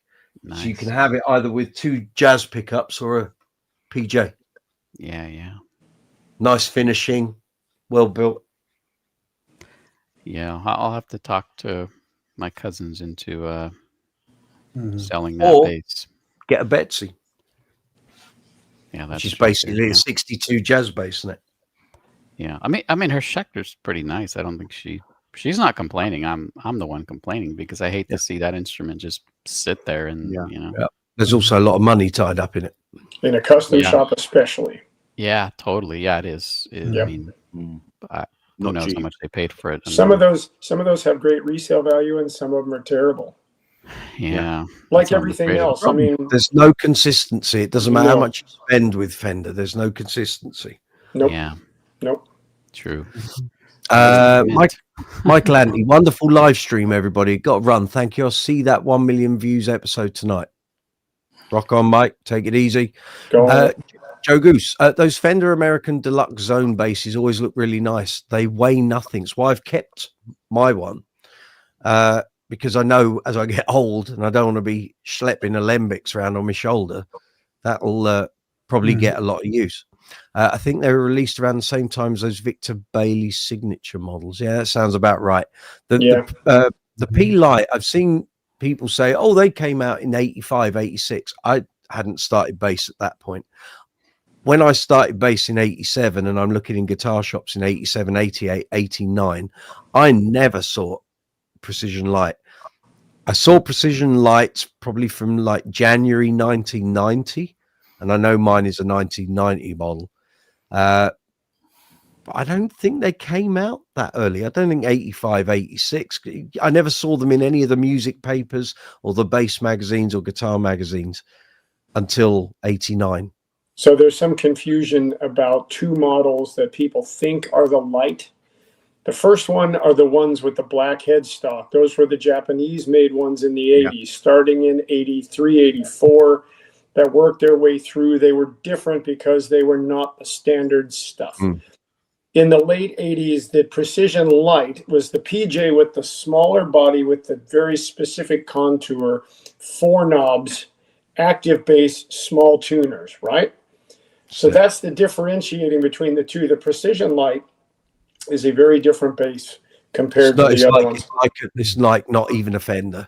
Right, It's because so it was more like, it was like they took a cue from the Yamaha BB series, and shrunk Ibanez. the body down, and made it to where it was more ergonomic, plus they weighed very little. It's not that far away from an SR. No, it's really not. Mhm. It's really not. Again, it's like this T-bass, smooth curving. Over Well, go grab it. If you've got it close by, pick it up. That way you can see what I'll we're talking do that. about. Why don't you do that? Yeah. I'll pay for that one later. Well, while he's looking for that, Yeah. Jamie, I want to know, because I think you might be the most likely person to know. Okay. Are you familiar with a great player named Phil Susan? Phil Susan, yeah, he played for Ozzy Osbourne. There you go. I saw this live clip, and the bass sounded incredible. I said, I got to find out who that guy is. And Yeah, Phil Susan, yeah. pretty He interesting. played with Ozzy. Yeah. So here's the size. I mean, it's literally, it just weighs nothing. It's like Yeah. a feather. Well, that's quite nice. It is actually. For a long time, you could get them for 300 quid. Yeah, this was 450 with a case on my 18th birthday. Yep. And it's got Seymour Duncan EQ pickups in. Oh, Right. I had one of those with the little Yeah. dip switches, right? Yep. Ah, the bass I had with that bridge pickup Mic- like that, it got stolen. micro Just tilt. think about it. Yeah. That was one of the Wow. first ones they shaved down the heel as well, to where you had the angle on the heel, to where you Yes. could access the upper frets without hitting that corner. That. Yeah. But it is just so light. It's pathetic. It's like it is so unfender like. Yep. They've never gone up in price. You still buy them. I know there were a couple of guys on Bass Chat trying to sell for like 800, 850. You're not going to get it. I've never really seen these go No. for much more than 500 tops. Right, and those were the Japanese-made ones, so their quality was solid. Yeah. I mean, they still had the serial number was on the headstock, starting with the letter E, and until they went into the 90s. But yeah, This is a G. is it a G? Okay, Yeah. I started G's in '82, so they came on. These strings have been on it for 20 years. Shocking behaviour. It was because I restrung it the night before my first Green Day tribute gig because I couldn't be sure that Toman would get the Mike Dirnt model to me in time for the rehearsal and the gig the next day. And lo and behold, it turned up about 40 minutes before I left home. There you go. So it got restrung. This became the sort of backup bass. And then as we did more and more of those gigs, I didn't bother using this. And we had 2 or 3 songs in that set, semi-toned down tuning. Mm. So the T bass would do those. So I'd literally swap the 2 basses, and we'd group the 3 detuned songs together. Yeah, but that's a good one for folks with small hands. Oh, perfect. Because it doesn't weigh anything, and the neck profile is pretty slender. It's very Yeah. Nice. for a kid. I always say for a child, and you don't want to. You want a regular scale instrument, but you don't want to go short scale or medium scale. This is perfect because the weight of it is nothing, and the actual string spacing is quite tight. I think it might be 16. It could be 16, yeah, because I mean it's a jazz width on the head at the neck at the nut. So the first Stu Ham bass is like a concoction. It's like a concoction of the Jazz Bass Plus that I've got, that one with the Kubicki electronics, and there's plenty of nods to this because that bass was very light. String spacing was reduced as well, and it was a 32. Yeah, medium scale. That's a full scale. but it's easy to play. Yes, you don't have to fight one of these. It just kind of plays itself. And they set up really nice. What was Duff's? Was this a power jazz or his? So this is what's funny is because his was not considered a power jazz. They said Fender jazz bass on them. Then there was jazz bass special, which had a reverse P, and a J. And they had the black painted neck, and because that was the Japanese offering in pearl white with PJs with the large pole pieces. Volume tone, there was nothing to it. And then they made a few variations in colors and all that kind of thing. That's what they brought back out. They brought them back. The necks are not painted black, just the headstock is now.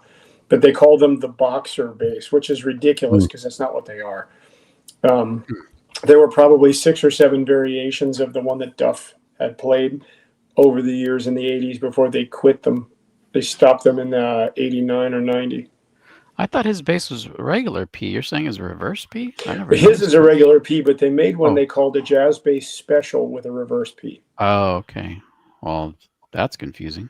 Exactly. So you'd have to see them in photos to put them side by side.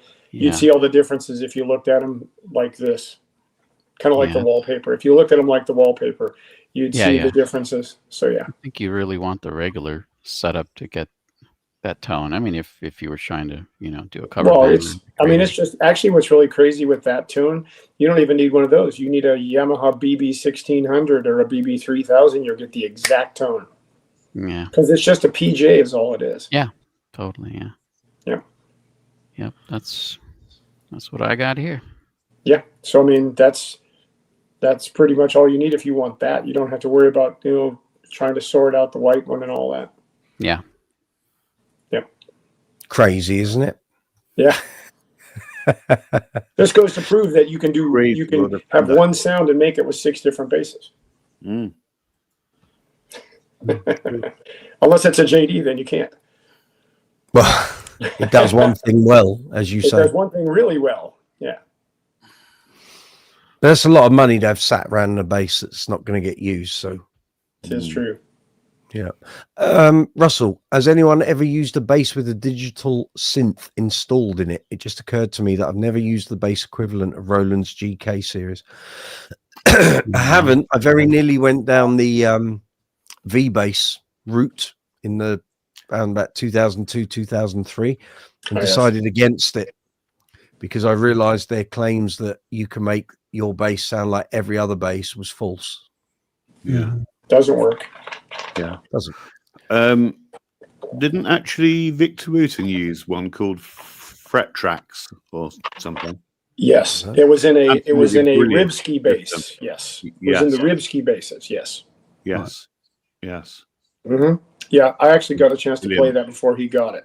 It was interesting. It's kind of like the PV MIDI bass with the kind of what feels like with like felt frets. I saw him playing one of his Yin Yang Foderas. Yep. With it in. Yep. That was done by absolutely phenomenal. Yeah. So there's a PV MIDI bass floating around somewhere over there. Is there not? I think so. I'm thinking somebody drinking up a glass of wine right now probably has one hanging on the wall somewhere. No, that was apple and pear squash. Like I said, white wine in the pile. So yeah, I think he should go get it. I think you should go get it too. Go get what? The MIDI bass. I haven't got one. I thought you did. No.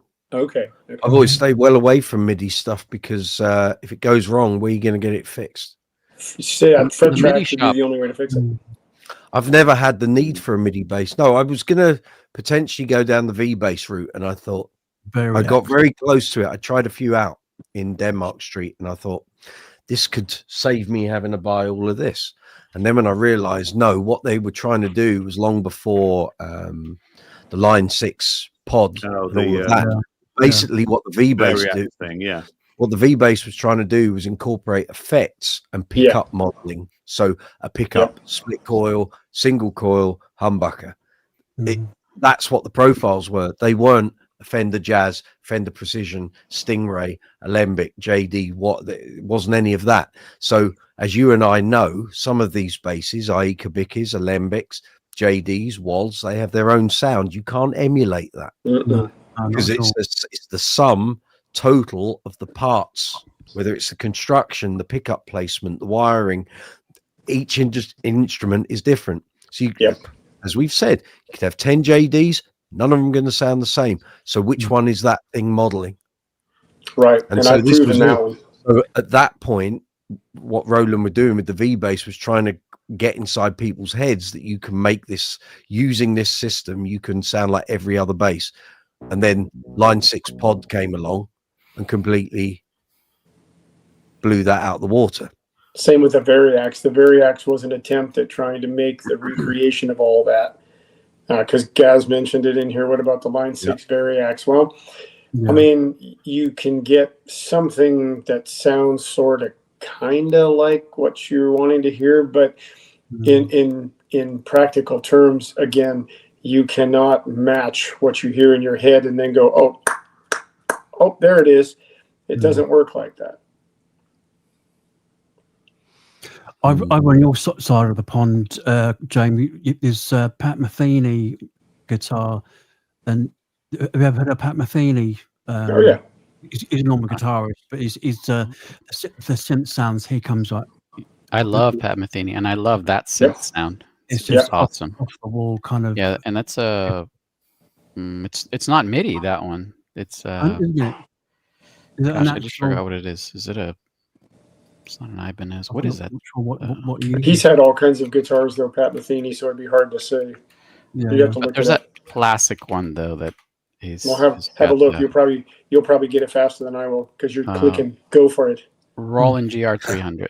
The GR300. Okay, so in the 80s, Roland made those guitars and basses that had a built-in MIDI pickup behind. Like, for example, there was a bass that had, it looked like it had that big rod.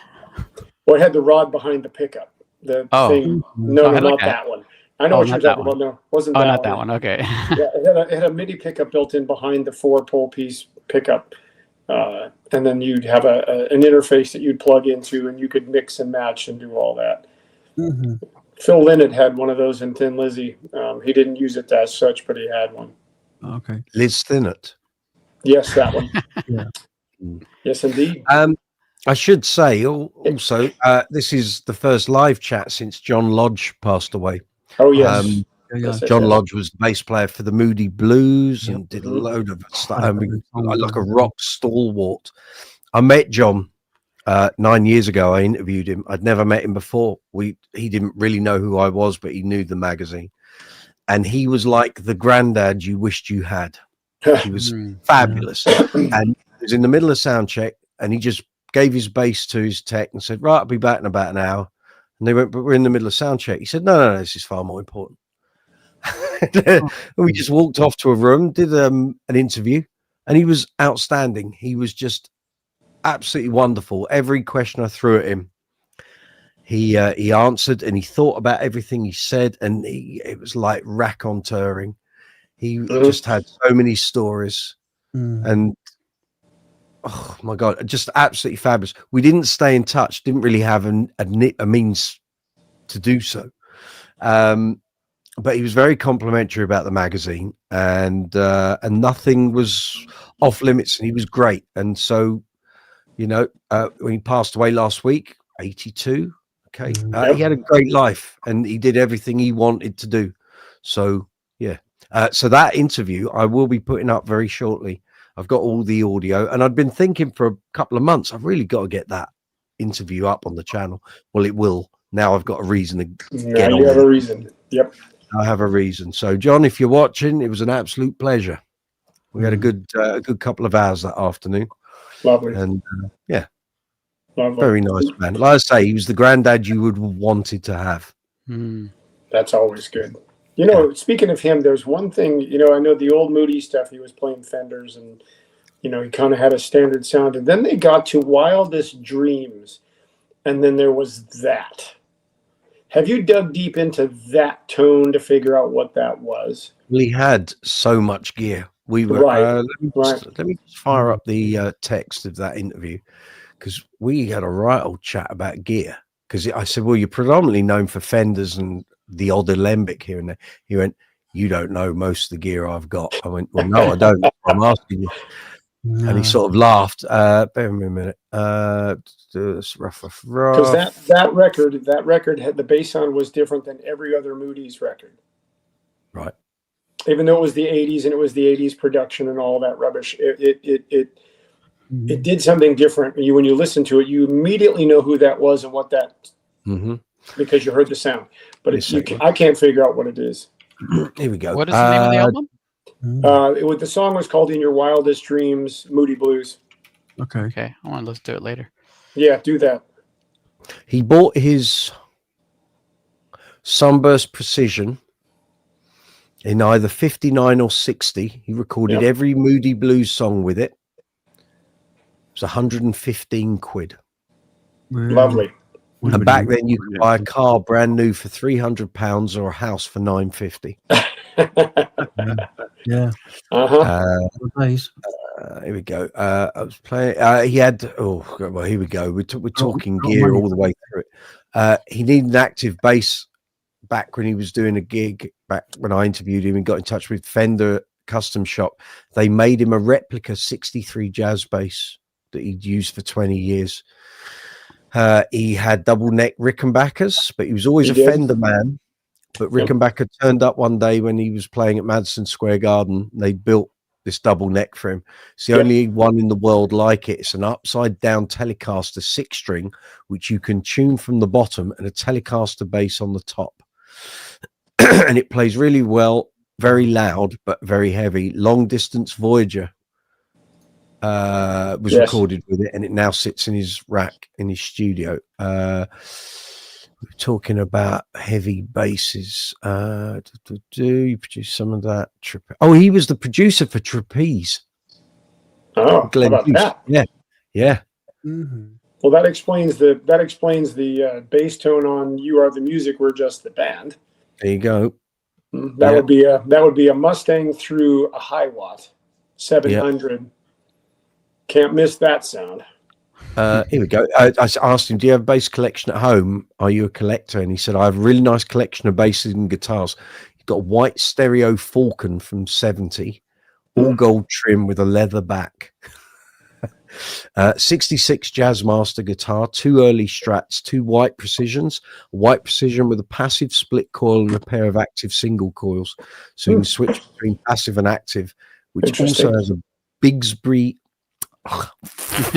a Bigsby bridge and tremolo on it. And he's in, Michael. They're falling out. There are acoustic guitars. He said a lot of vintage acoustics, but at the moment really like the Taylor 810. I was doing. Is that it? I thought there was more. There's probably more if I go back through the audio. So when I look at my rough notes from the transcription, it doesn't mean that's everything he said. So I just think the bass sound on that tune, even though it came out early 80s, it was quite different from everything else he had done. Right. And it's with Zuma, when you listen to it, you'll see what I mean, because it's not, it does not sound Fendery. It sounds very modern for the time. And the entire record has that sound because I have the album.